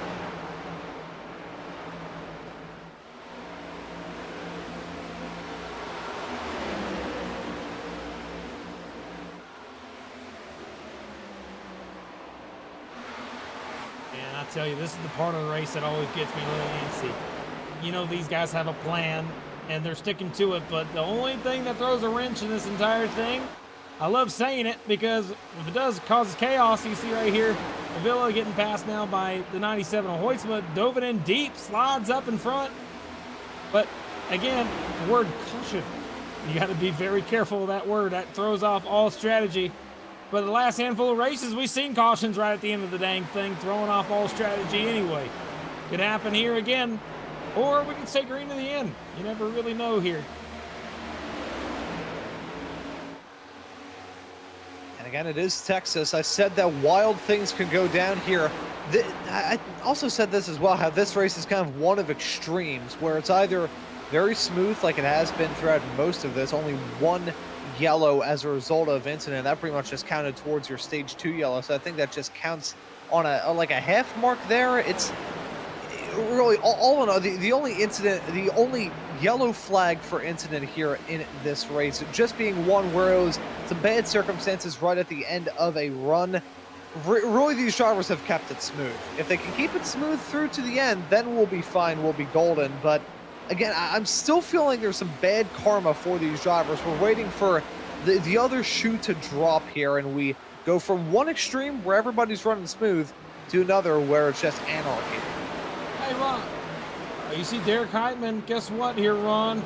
We got a driver hell on pit road. That's going to open up the strategy. Remember, he was one of the first ones to come down the last handful of times. 62 laps to go. That's the mark, it looks like. And the longer this goes, we're going to see more and more cars choose to dip down and go into the pit road. But I still think that staying out long is going to be a benefit. Or being the first one on pit road and gaining a whole lot before anybody else comes down. But he's got to hope nobody comes down for a while to be able to make that benefit him.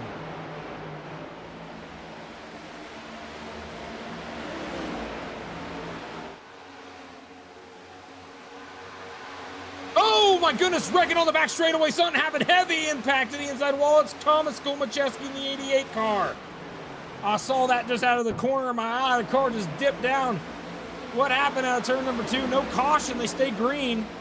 Something happened to that 88 on the exit of turn number 2. And you can see it was all around Cameron Stone. That battle that I was suspecting was going to get hot started to.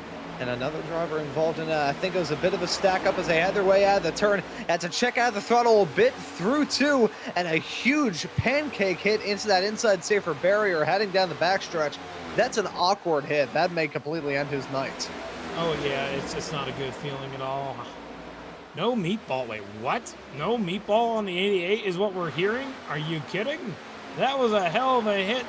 That should have been a meatball in any other car. Spaghetti and sauce, okay. Hell, I mean, not even meat sauce, just regular sauce. I mean, you ordered a chicken parmesan from Olive Garden and you only got the freaking, spaghetti with marinara on the side. You didn't get any meat sauce in it. I'm surprised.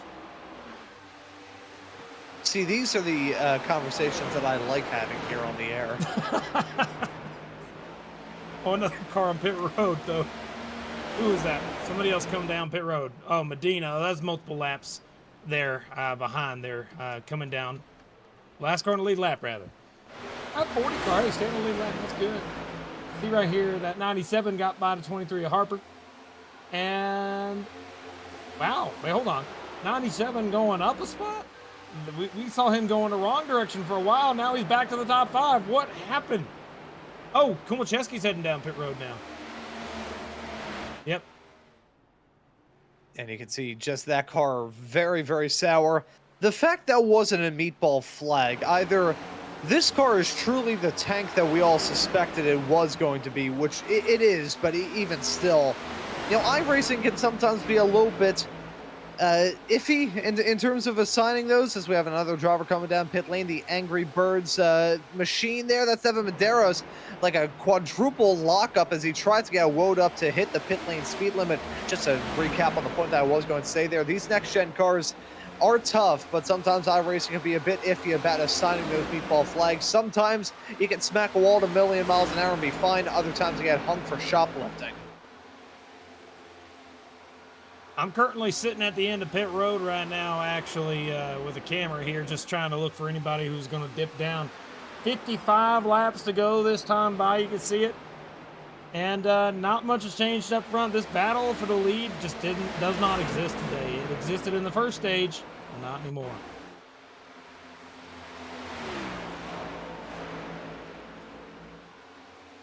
Yeah, so he's still feeling okay at the front of the field, but maybe slightly less. I don't know. I think Dylan Basin is still feeling all right here in this stage of the race. Second is the gap between he and Nolan Hodgson. It's a gap in the world of racing. I always compare it to a reserve parachute whenever you go skydiving. It's nice to have, but in an ideal world, you would not want to use it.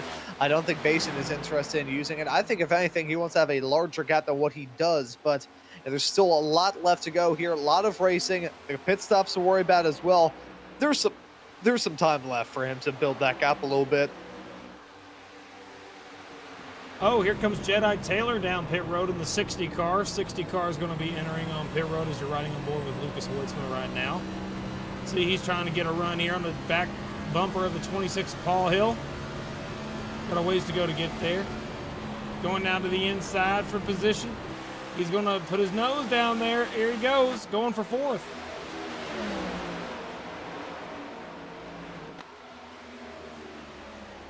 Oh, more cars coming down pit road. One sliding on the pit road. That was Ralph Hutchinson. Brandon Hastings, rather. Slid the tires on pit road. No pit penalty there, as they're still side by side between Paul Hill and Lucas Hoytsma for position. I did mention the worry about a pit lane penalty here. It was already at the first pit cycle, I think, was when I raised that point to start. I want to bring it up once more because some of the pit entries that we've seen so far here in this final, what we think is the final pit cycle, maybe some more chaos breaking out a little bit later on, could help us bring the field down pit lane once more. But this is a real tough pit lane to nail. From the entry, really non-existent aprons here at Texas. There's a lot to be fearsome about as we get along towards the end. So keep an eye on the pit entry, exit, the lane itself. Don't want to speed on entry, speed on exit, speed through the pit lane, pick up an unsafe entry or exit. There's a lot of different potholes for these drivers to whack and rip a wheel off. Stone came down, Truel came down as they're still battling side by side. Now it looks like Hoytsman's going to take that spot away from Paul Hill and finally move up to 4th place. But yeah, we just had 2 more cars come down. This time by, because with 50 laps to go, when will the rest come down? That's the question. Oh, man. I mean, if you're not Dylan Basin, you got to change up your strategy entirely. You can't do what Basin does unless you just planning on following in his foot track, his race tracks the entire time. Oh, my goodness. 30 car William Owens just barely made it on the pit road. He's on. Who else is coming down? Anybody else? I don't see anybody else choosing to come down this time. I think it's just him. Yeah, those sketchy pit entries, that's the reason why I had to mention that once more about how tough it is to nail down pit lane and how crucial it is to do that as well. These drivers are playing with fire at the moment, and considering that's been getting sketchier and sketchier pit stop after pit stop here in this cycle, we may not even be playing with fire by the time some of your leaders come down pit lane. They could very well be doing jumping jacks in front of a firing squad. What? What? This ain't World War II. We don't have no firing squad. It's Texas, yeah, but no. What? Man, I need to take a drink. Give me a minute. Good Lord. We good? All right. So, 47 laps to go here in the full-length Cup Challenge. And I got to tell you right now, in terms of cars on the lead lap, we only got 11 of them. Everybody else is 1 lap down. That's going to be changing the complexion of this race.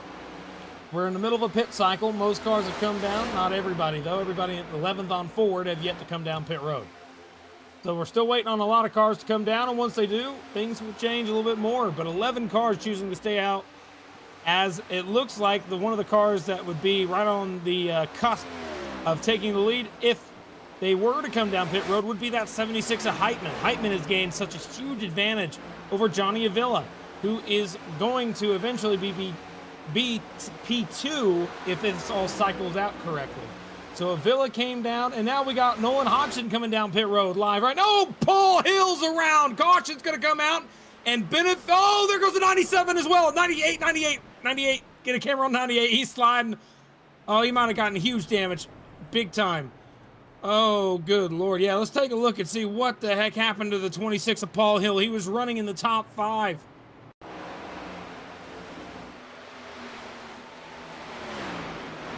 Is heading out of 4, pretty much running by himself. Tries to come down pit lane, and there it is, a sideways step, and sledgehammer shot there for the 23. Nowhere that he could go. To take a look at the 28. Oh, he got hit there by the 76. Oh, that was a huge hit there. I believe that was the, I think that was the 76 right behind that he made contact with. Yes, it was. There you can see that car also wounded in that incident. Yeah, if we go TV3 on this replay, that's going to be the best way to look at it from the 26 perspective there. You can see a lot of cars had to go. Dyson went through the grass right here. Oh my goodness, right there. And then here comes the rest of the cars. If we switch to the 98 at the right time, you'll see it right here. Oh my goodness. It was kind of an avoidance crash after the fact, but bad pit road entry from Paul Hill brings out a caution in the middle of the pit cycle, just like what happened in the last time. Oh my gosh. Ron, what is happening? We're going to have ourselves a restart here. These top 10 guys are going to be forced to come down pit road, but the benefit to them is they will get their top 10 spots back. Drivers who stayed out that did not pit benefits big time. For example, Corey Moore, huge beneficiary right there in the 42. Bobby Anderson, another big beneficiary of this.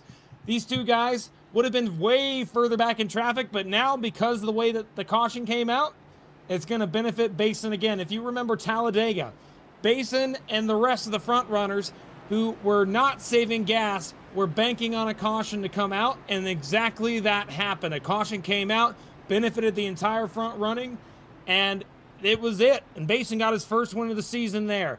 And this benefits him again, and it might give him a second win in the season in 2 weeks.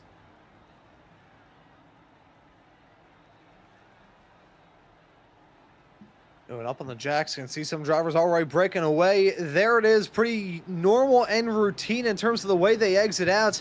I'm still, there's a voice in my head that's saying, is anyone going to take 2? Always got to be wary of that, but no, it's Texas. Everybody taking 4. That's the rational call. 43 laps left to go on just 2 tires. Yeah, I'd pay money to see that. You would not be able to pay me enough money to do that. Nolan Hodgson stayed out on older tires. So that 12 car is, oh wait, hold on. That is interesting beyond all hell. That 12 car, Nolan Hodgson, made it to pit road right when the caution came out. So he did not get a penalty when that happened. He came down pit road on lap 23, right as the wreck was happening on the front straightaway. So he was able to go down, take tires and gas, and guess what? It's gonna give him the lead. The perfect time, perfectly put caution puts Nolan Hodgson in the lead here at Texas. Oh my goodness, I cannot believe that worked out for him. That was wild. And now Bason's got to deal with his teammate who's going to assume the lead. Now, if we go back a couple weeks and we remember what happened with teammates from Ryko before, we saw Conklin and Bason. Bason stayed out on older tires, and because of that, had a little bit of a problem that gave someone else the win, not from their team. This time, though, they are on even tires. So, Ryko being in the front row, even tires, but new guy who has yet to lead a lap until this caution. Nolan Hodgson has a chance to try and pull away from this, or does Bason get by him quickly? I'm sure their teammates are going to try and race each other respectfully, but they got to know they got to work together, because they can't let anybody else get involved in this if they end up battling each other. They got to know what they're going for here. What do you think, Ron? We're about to get this restart. I mean, just in a few words, what do you think? They've got to be, gambling, hoping to God that there's some sort of incident that takes place here. We've seen some pretty crazy restarts. Let's see if we have one here, and that could be a benefit. Here we go. Pace car is going to go ahead and dive down to the pit road. And that 12 car is the first time ever he's been the control car, folks. Get on the edge of your seats. This is when it gets chaotic right here, right now on the restart. We are back underway. Great restart for the 12. The 84 will have to pull down to the bottom in front of Ralph Hutchinson.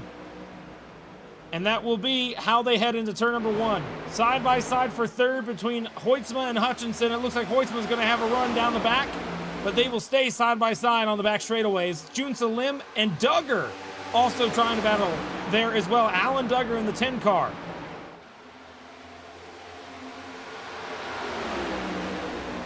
And so as that battling is going on, I'm keeping my eye right up in front of them. Hoytsma and Hutchinson side by side for third. Two very different tales for these drivers' races, as they're now maybe going to go 3 wide with Bason. Hasn't really been able to get the move that he wanted to on Hodgson. He's still your leader as they head their way down the backstretch.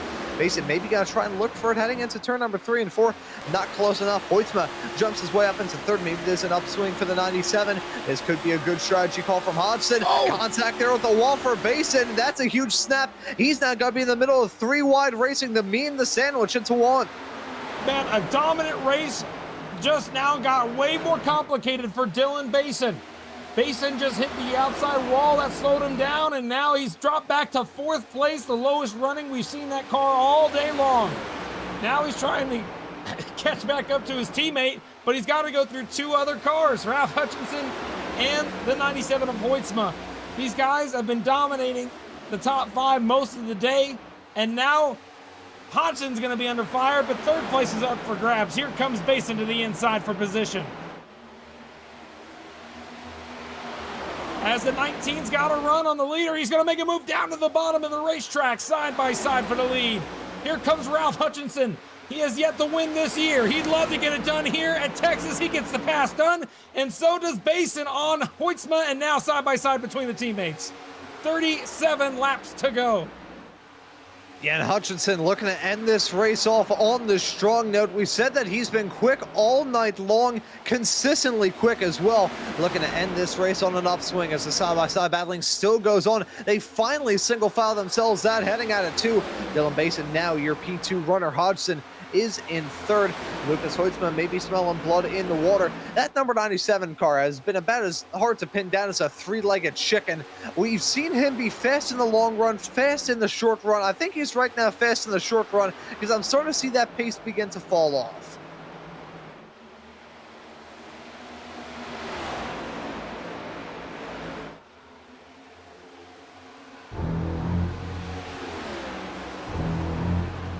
He's on the way. You can see it right there. He's on the back bumper of Hutchinson. Basin, who's been dominant all day, all over the back bumper. There he goes to the outside, just like that.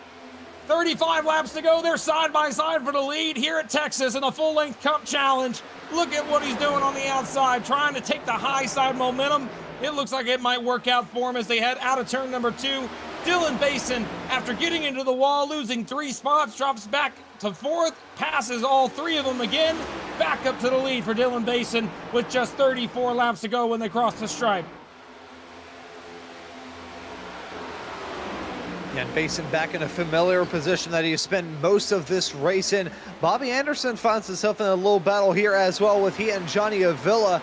These 2 drivers, along with the likes of Jun Sun Lim, Alan Duggar, and you think of some other drivers who've been in similar positions like this, just outside of your top 5, still inside the top 10. Strong runners, very strong runners at that, but just haven't had that X factor and spark to be battling for the race lead and battling for the win. Still good runs, though, for all of them. I think Alan Duggar, Bobby Anderson, and Johnny Avila will be very happy if they can hold on to the spots that they're currently holding on to the checkered flag. Or they'd like to get the lead back. There's a long way to go to be able to do that. Single file for most of the cars, and a lot of cars were trapped a lap down after that. 19th on back, or at least 1 lap down. Battle for 3rd is about to heat up. You can see the 97 trying to make a pass on the outside of Nolan Hodgson. That 97's got the run. Trying to carry that momentum on the outside. Still the same way through turns 1 and 2 again. And that's where the run's going to develop right here. There you go. He made that pass clear just as Jun Sun Lim does an underpass here on the back straightaway. Trying to go back down to the bottom for Jun Sun Lim. Make a pass there for the 4th place spot.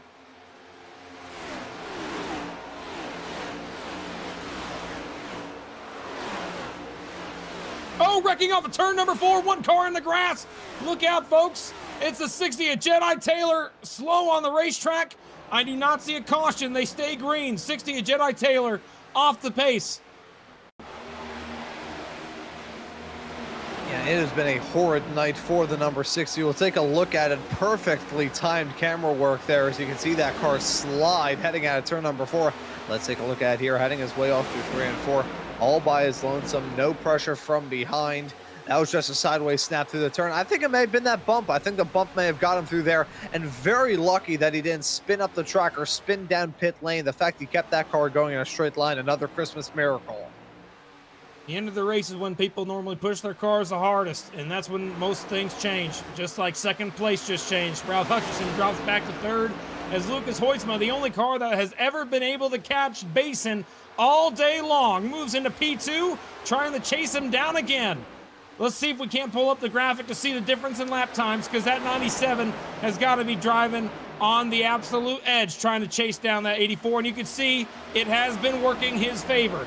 He has been gaining ground on him lap after lap, very little, but remember, the longer the run goes, the further Basin gets better on the long run.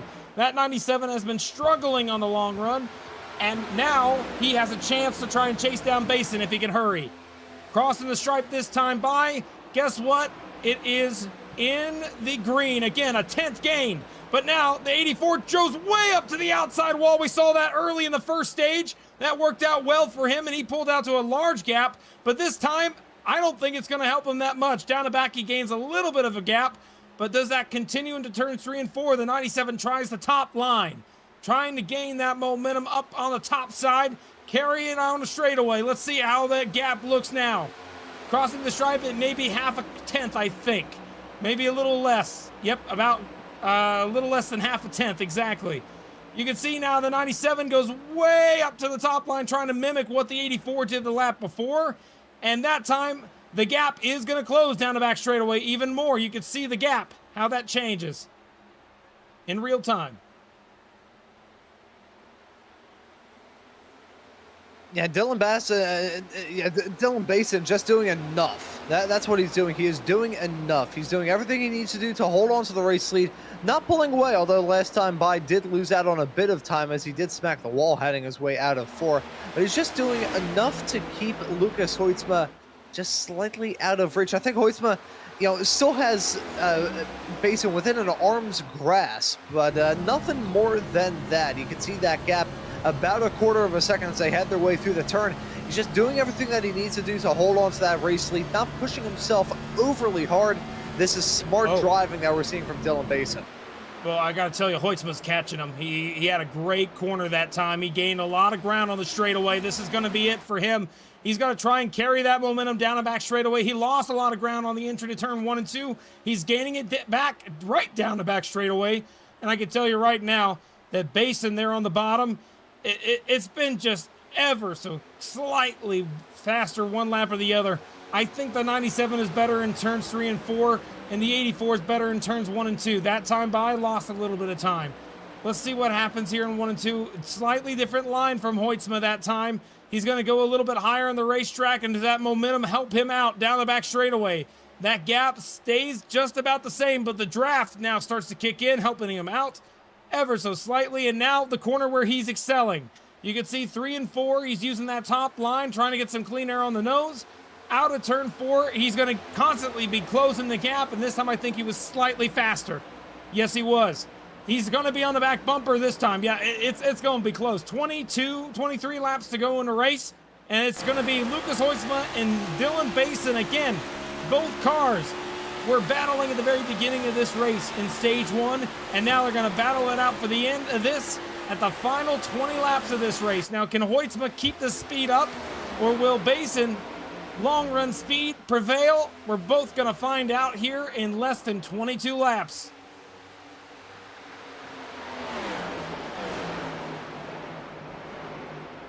The clock getting close to 0, and Basin desperately clinging on to that race lead. It's teetering around a tenth of a second at the moment. I think Hoytsma just needs one small little push to finally draw along side by side and end this race exactly the way that he started, charging his way through the running order, making up the time. Hoytsma's had a wild race. We've talked about it at length. The car has been really hard for him to try and stay on top of some bad moves with the setup midway through the race. We thought that he was done for, and really common wisdom would say that after stage 2, he didn't really have a shot of reclaiming the race lead.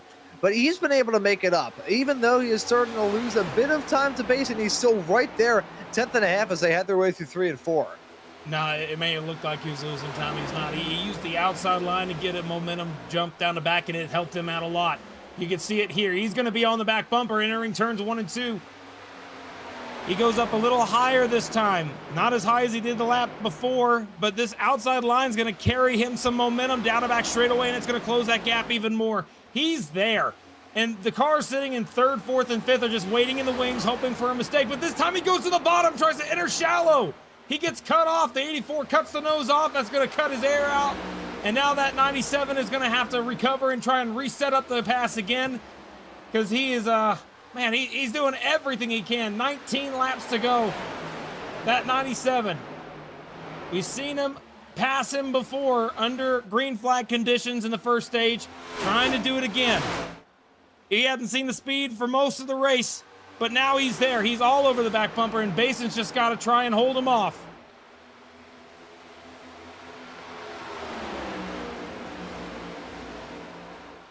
And again, saying what I said not too long ago, I think Hoytsma just needs an extra push, one small little gust of wind to knock that first domino down and give him the chance to go side by side. Runs a little bit wider than he did compared to Basin. You can see that gap starting to close as they head their way on the exit of the turn, not ripping the wall like we have seen some racers do. That extra bit of distance just going to get the momentum going behind that number 97.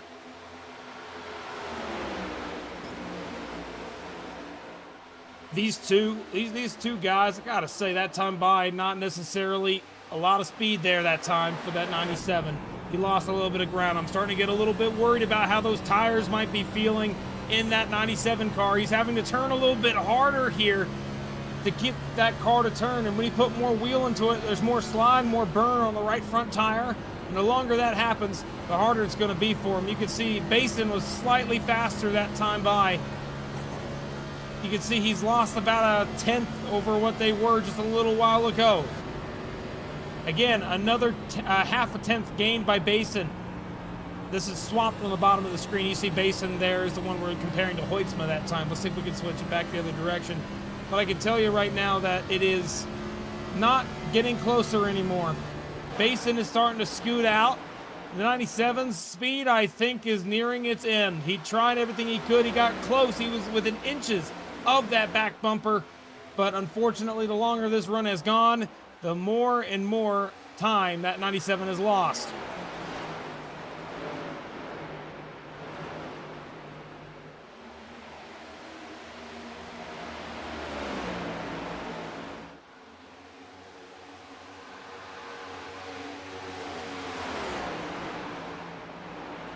You're looking on your screen right now at Nolan Hodgson in the 12 car and the 67 there on the position battle for 4th place right now. Junso Lim having a great day in that 67 machine, doing an absolutely fantastic job keeping that up. Rookie this season, running in the top 5, exactly what he needs to be doing, as Hoytsma has dropped off now to about 6/10, even further back, to half a second back from Basin. So that lead battle is slowly coming to an end. And I could say the battle now is just going to be back here for these extra spots as Basin tries to run away with this thing there, Ron. Yeah, I think Hoytsma was finally able to reel that car in to just get there towards the front. But again, it goes back to being a medium speed, like a medium length run car. Not able to make it work in this longer run. He's starting to fall off. I was going to say that the one saving grace and one benefit that Hoytsma had was the fact that Ralph Hutchinson was a half a second back, more than that now, or more than that at the time, I should say. That has even fallen away. So his one saving grace starting to fall off. Unless Hutchinson can mount a charge as we get towards the end, I think Dylan Basin may have this win for the taking. 2 wins in a row as well here. Kirk, you'd have the information more readily at your hands than I would. But is that the first driver to go for back-to-back? No, that's happened before. We had Conklin win back-to-back. But I can tell you right now that that 12 car, he was leaning on the door, that 67 of Junso Lim. Oh, my goodness. Oh, my goodness. Yeah, they are racing each other very aggressively. That 12 is racing Junso Lim very hard on the bottom of the racetrack.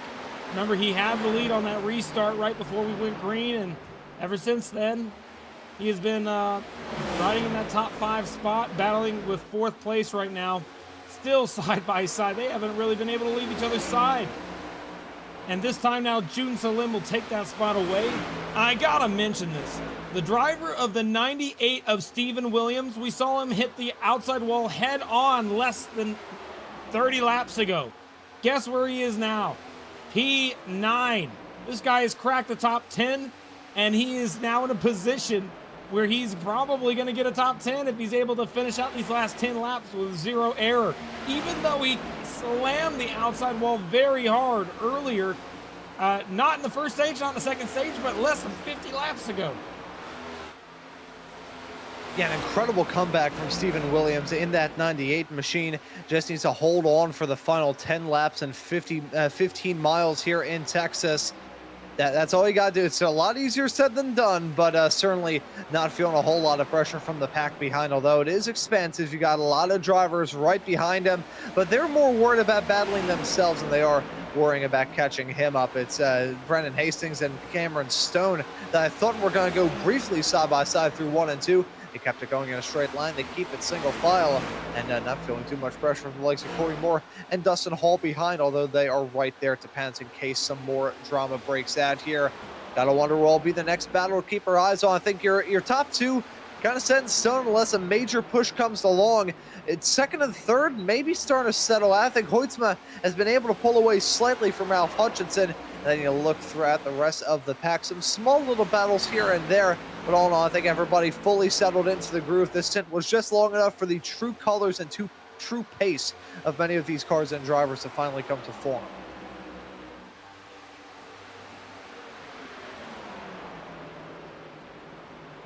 Oh my goodness. Just in the final 10 laps of the race, we're down to 7 laps to go. 6.5 right now as they cross the stripe. When they cross the stripe, it will be 6 to go. These two have been at it for the last 15 laps straight, side by side, going back and forth between each other. And Junsa Lim on the outside has been holding strong. This time he hits the outside wall. He makes contact with the 12. Still magnets together. These two won't just seem to quit. Leaning down on the 12 car is the 67. He drove down into him that time. Both of them lose a lot of time, bringing Alan Duggar back into this battle. Still side by side for position. Junsa Lim and Nolan Hodgson not giving up the spot is Junsa Lim, cutting the nose off there, making the air on the 12 go chaotic. Not able to keep the car straight, having to let off and try to reset them up again. 5 laps to go.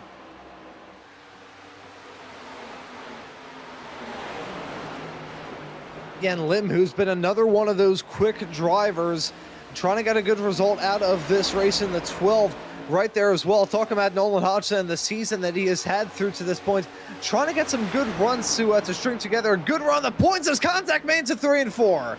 Exactly. He just dove it in deep and knocked him up out of the way. Lost him 2 spots. That 67. 12 car was saying, I'm faster than you 3 or 4 times in the last 10 laps, and that time he just up and knocked him up out of the way. Used 8 tires instead of 4 to slow down in the corner. As we have 4 laps to go, you can see that definitely hurt him. Probably lost a chance at the top 5 if he can't get back to the Duggar's back bumper. But Duggar, Alan Duggar, looking to get a top 10 for the first time I've seen him this season. If he's able to do it, top 5 rather, the first time this season. He's in a good position to be able to do that. And remember, he's teammates as well with Nolan Hodgson, so that move benefited both him and his teammate. But up front, we are 3 laps to go. No one is in the zip code for Dylan Basin here. Heading down the back straightaway, coming to get 2 laps to go when they hit the stripe. What a day. What a last 2 weeks for this man.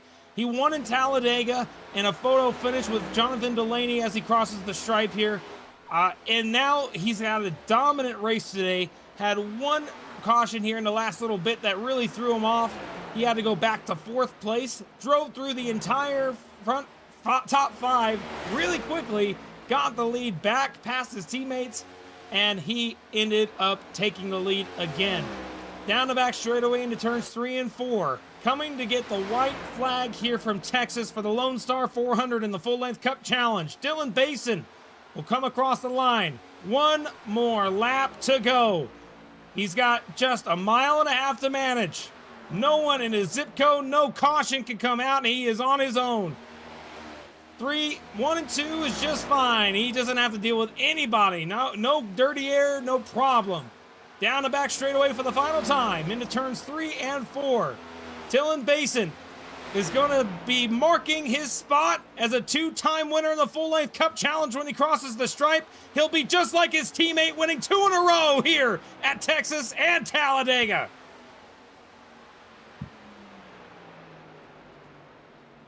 And pretty much faultless when he did the run down there, Kirk, before he came across the stripe. The biggest setback he had was restarting in 4th. That is damn near perfection from Dylan Basin. What a drive. You can see the top 10 finishers as they follow up behind. Dylan Basin getting the win with no one even in his picture. Lucas Hoitzma gave him a good run for his money there at the end, but his car just did not have the long run speed that Basin had. Out of turn number 4, he's gotten the job done, and I think he's about to go and burn it down again for the 2nd time this week. What a win for the 84, and Raiko is truly taking over the full-length Cup Challenge. Doing a burnout right here on the front stretch. See it right there. Let's go ahead and take a look at our finishing results as he does his burnout on the front straightaway. Winning the race, Dylan Basin, followed by Lucas Hoitzma. Ralph Hutchinson gets your top 3. We'll talk to all 3 of those drivers here shortly. Nolan Hodgson will take 4th with Alan Duggar placing 5th. Junson Lim was unable to recover to get to a top 5, but he will finish 6th today. Johnny Avila was 7th, and Bobby Anderson, great job, top 10 after all that. And Cameron Stone gets a top 10 as well in 9th, with Steven Williams, after wrecking his car, will somehow get a top 10 out of that. What a run for that car. It's Corey Moore classed in 11th at the end of this race. Brandon Hastings is in 12th. Dustin Hall in lucky spot P13. Hunter Truel in 14th. Devin Medeiros ends up in 15th place. Paul Gallimore in 16th. Cody B. Johnson in 17th. Jason S. Jedi Taylor gets a top 20 out of it after a race where it seemed like that number 60 car was trying to kill him more often than not. Tyler W. Hunter, first car, 1 lap down. Jose Medina runs at your top 20. Finishing out the rest of your finishers today, William Owens, Thomas Kulmacheski, Neil Pearson, Timothy Harper, Paul Hill, Derek Heitman, Alex Coffey, Andrew Dyson, Jonathan Delaney, Chad Sanner is your top 30, with your final bit here, Billy Brickley, Casey Graves, Evan Mesnard, and Tanner Marty round out your 34 starters today here at Texas. Let's go ahead and bring him in. He's there on the front straightaway. Dylan Basin, this Kirk in the booth. You got a copy, my man? Yes, sir. Hey, man, you got it done 2 weeks in a row for that 84 car. How's it feel, man? You hadn't won all season, all until last week, and all of a sudden you win 2 in a row. Yeah, honestly, I'm tired.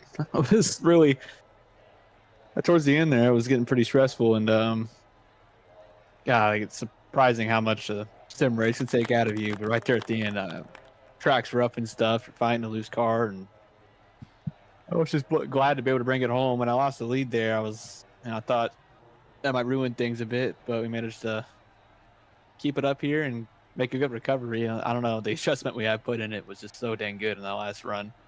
We took the lead, we never really had to worry about it again.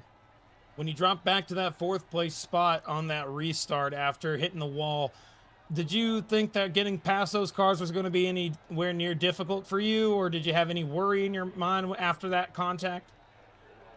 I had the wall pretty square, so I wasn't too worried about that. The only person that concerned me if it wasn't green was Nolan, because he had been sticking with me these last few runs at like the same pace. I knew the others would fire off good for 20 to 30 laps and then fall off, so I wasn't too worried about them. But if I couldn't get ahead of Nolan at the end, I don't know if I would have beat him or not. Luckily, we just rolled the bottom in 3 and 4 on lap and gained like 2 spots, cleared him into the next corner, and just set sights on the leader and took it pretty quick. And Hoytsma had a good short run car for sure. 20 to 30 laps racing him was like the most stressful thing ever, but at the end we really just started hauling the mail. It really made it interesting, gotta say. That battle at the first stage and also there at the end between you and Hoytsma was fun to watch. And is there anybody you want to shout out for this win today there, Dylan? Well, first I got to start off with Ryko Performance. I mean, we have 3 cars in the top 5. We controlled the race, like all of it. So props to all of them. Thanks to my family for watching. I know a lot of them are in the chat today. Thanks to you guys for hopping in the broadcast booth. And I like to thank the league owners for putting this on, because this is probably the most fun I've had in a little bit. I love that you said that, man. That's awesome. Definitely full-length stuff. It changes the way you think in races, didn't it? Anyway, man, I appreciate you so much for coming and chatting with us, and congratulations on winning the race today there, Dylan. And are you going to be racing next week in Watkins Glen? Yeah, I'll just be sitting in Sean's shadow the whole time. Oh, you say so. Okay. Well, we wish you the best of luck, Dylan, okay? I appreciate it. All right. Thanks for talking with us. Have a good rest of your week, my man. You too. That was Dylan Basin getting the first place finishing position here, but coming up in second place, Lucas Hoytsma is going to be with Ron. Yeah, and Lucas Hoytsma now joining us here in the booth. Lucas, welcome in. Second place for you in what was a pretty topsy-turvy night for you here in Texas. How was it out there? Probably my favorite race of the year. Everybody hates this track, it seems like, but I had a blast tonight. I had a great car. Shout out to Reiko on this. We made a few adjustments, and I felt like I was the best car in 3 and 4 all night, and almost worked out for me there on that last run. I felt like I just needed him to slip up a little bit, but no, he stayed strong. I tried to aero grief him that one time, didn't work. He did everything right, and he deserved that win. Gave myself wheel damage trying so hard, but it was over by that point anyway. But I had a blast tonight, got a lot of points, and I'm glad I don't have to worry about wins as much in this format because they're pretty hard to come by right now with those two boys in this league. Yeah, back-to-back wins for your race winner, but so a good run for you here tonight. I do want to ask you about that second stage because if there was one like black eye or blemish on your night, for lack of a better term, was the lack of pace there. We were wondering whether it was just a bad adjustment going down there. Was that the case? Did the crew fill the car up with milk instead of gasoline? What was the deal there? Well, there were a couple runs tonight where there was some worry about going far on tire, and I wanted to make sure I could do that. We never ended up going far enough to where it mattered, but just wanted to keep the right rear on it. A lot of guys were driving it hard, just looking at short term, which I don't blame them. Usually these races, we don't get 60, 70 lap runs, but tonight we did, and I was worried about going long, so I just tried to keep the tires on me without losing too much track position. I felt like I kept that balanced all night. Yeah, but so a good night for you. Second place run, second place points, a good night overall. Next time out there, we're going to be running at Watkins Glen. So swapping out these Texas turns for the winding asphalt of Watkins Glen in upstate New York. What are your thoughts heading there? Love Watkins Glen, love road course racing in this league. So really looking forward to next week. A little bit something different than what we've been doing last few weeks. So I'm excited for that. Excited to get out there with everybody on Black Flag Motorsports. Shout out to those guys. Everybody on Low Drag, my friends and family for watching. My parents are down in Tennessee hunting right now, so I hope they're having a good time. Everybody for watching, everybody else who puts this thing on. And there you go, Lucas. Thank you for joining us in the booth, and we'll see you next time out at the Glen. Thank you. See you. And that right there was Lucas Hoitzmeier, P2 finisher. And Kirk, I'll pass the mic back off to you. Ralph Hutchinson got third place here today. Ralph, you got a copy? Sure do. You got me? Yeah, I got you, man. Hey, you got yourself a pretty dang good hot rod underneath you this week. Didn't quite catch the lead at any point, but you were right there, P2, for a couple points in this race. Ended up getting P3. How did the race go for you? How do you feel? And also, anybody you want to shout out as well? I'll give all the questions in one question there for you. Yeah, I'll do my best to keep track of it and keep it all organized in my dome here.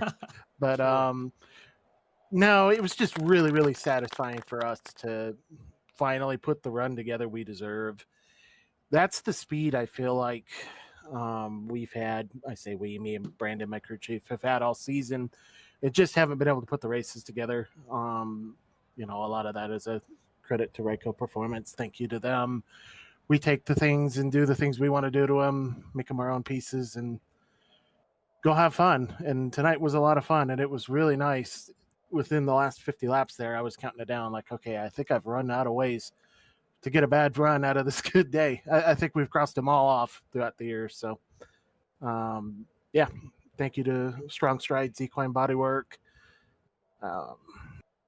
teammates, Lucas, Black Flag Motorsports. I think I got everything. Kirk, did I hit it all? I tried. Yeah, I think so. you hit the target. That's exactly the right thing to do. Anyway, Ralph, I appreciate you so much for coming in here and chatting with us. And are you going to be racing next week there at Watkins Glen?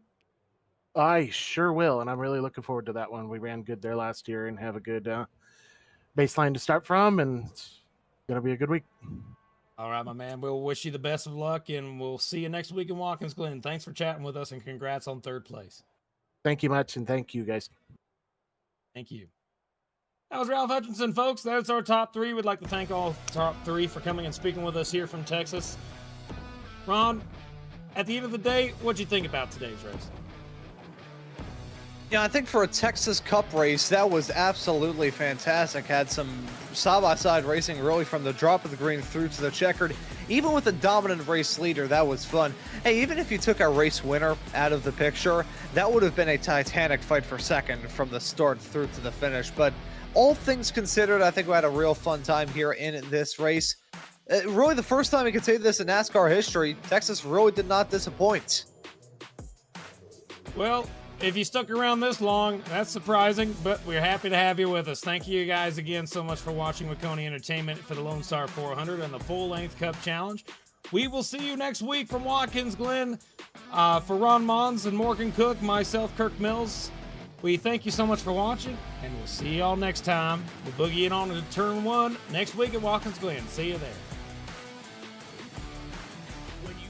best, you can't settle for the rest. For anything on iRacing, there's just one name you need, Maconi. With the launch of Maconi Entertainment and Maconi Competizone alongside Maconi Setup Shop, we now provide the best of the best in setups, paint schemes, coaching, broadcasting, and event organization. With cars across all 4 license classes, we have what you need to hit the track with confidence. Grab a subscription and save money while going fast at MaconiSetupShop.com/subscriptions. And remember, at Maconi Setup Shop, there are setups, but your victories.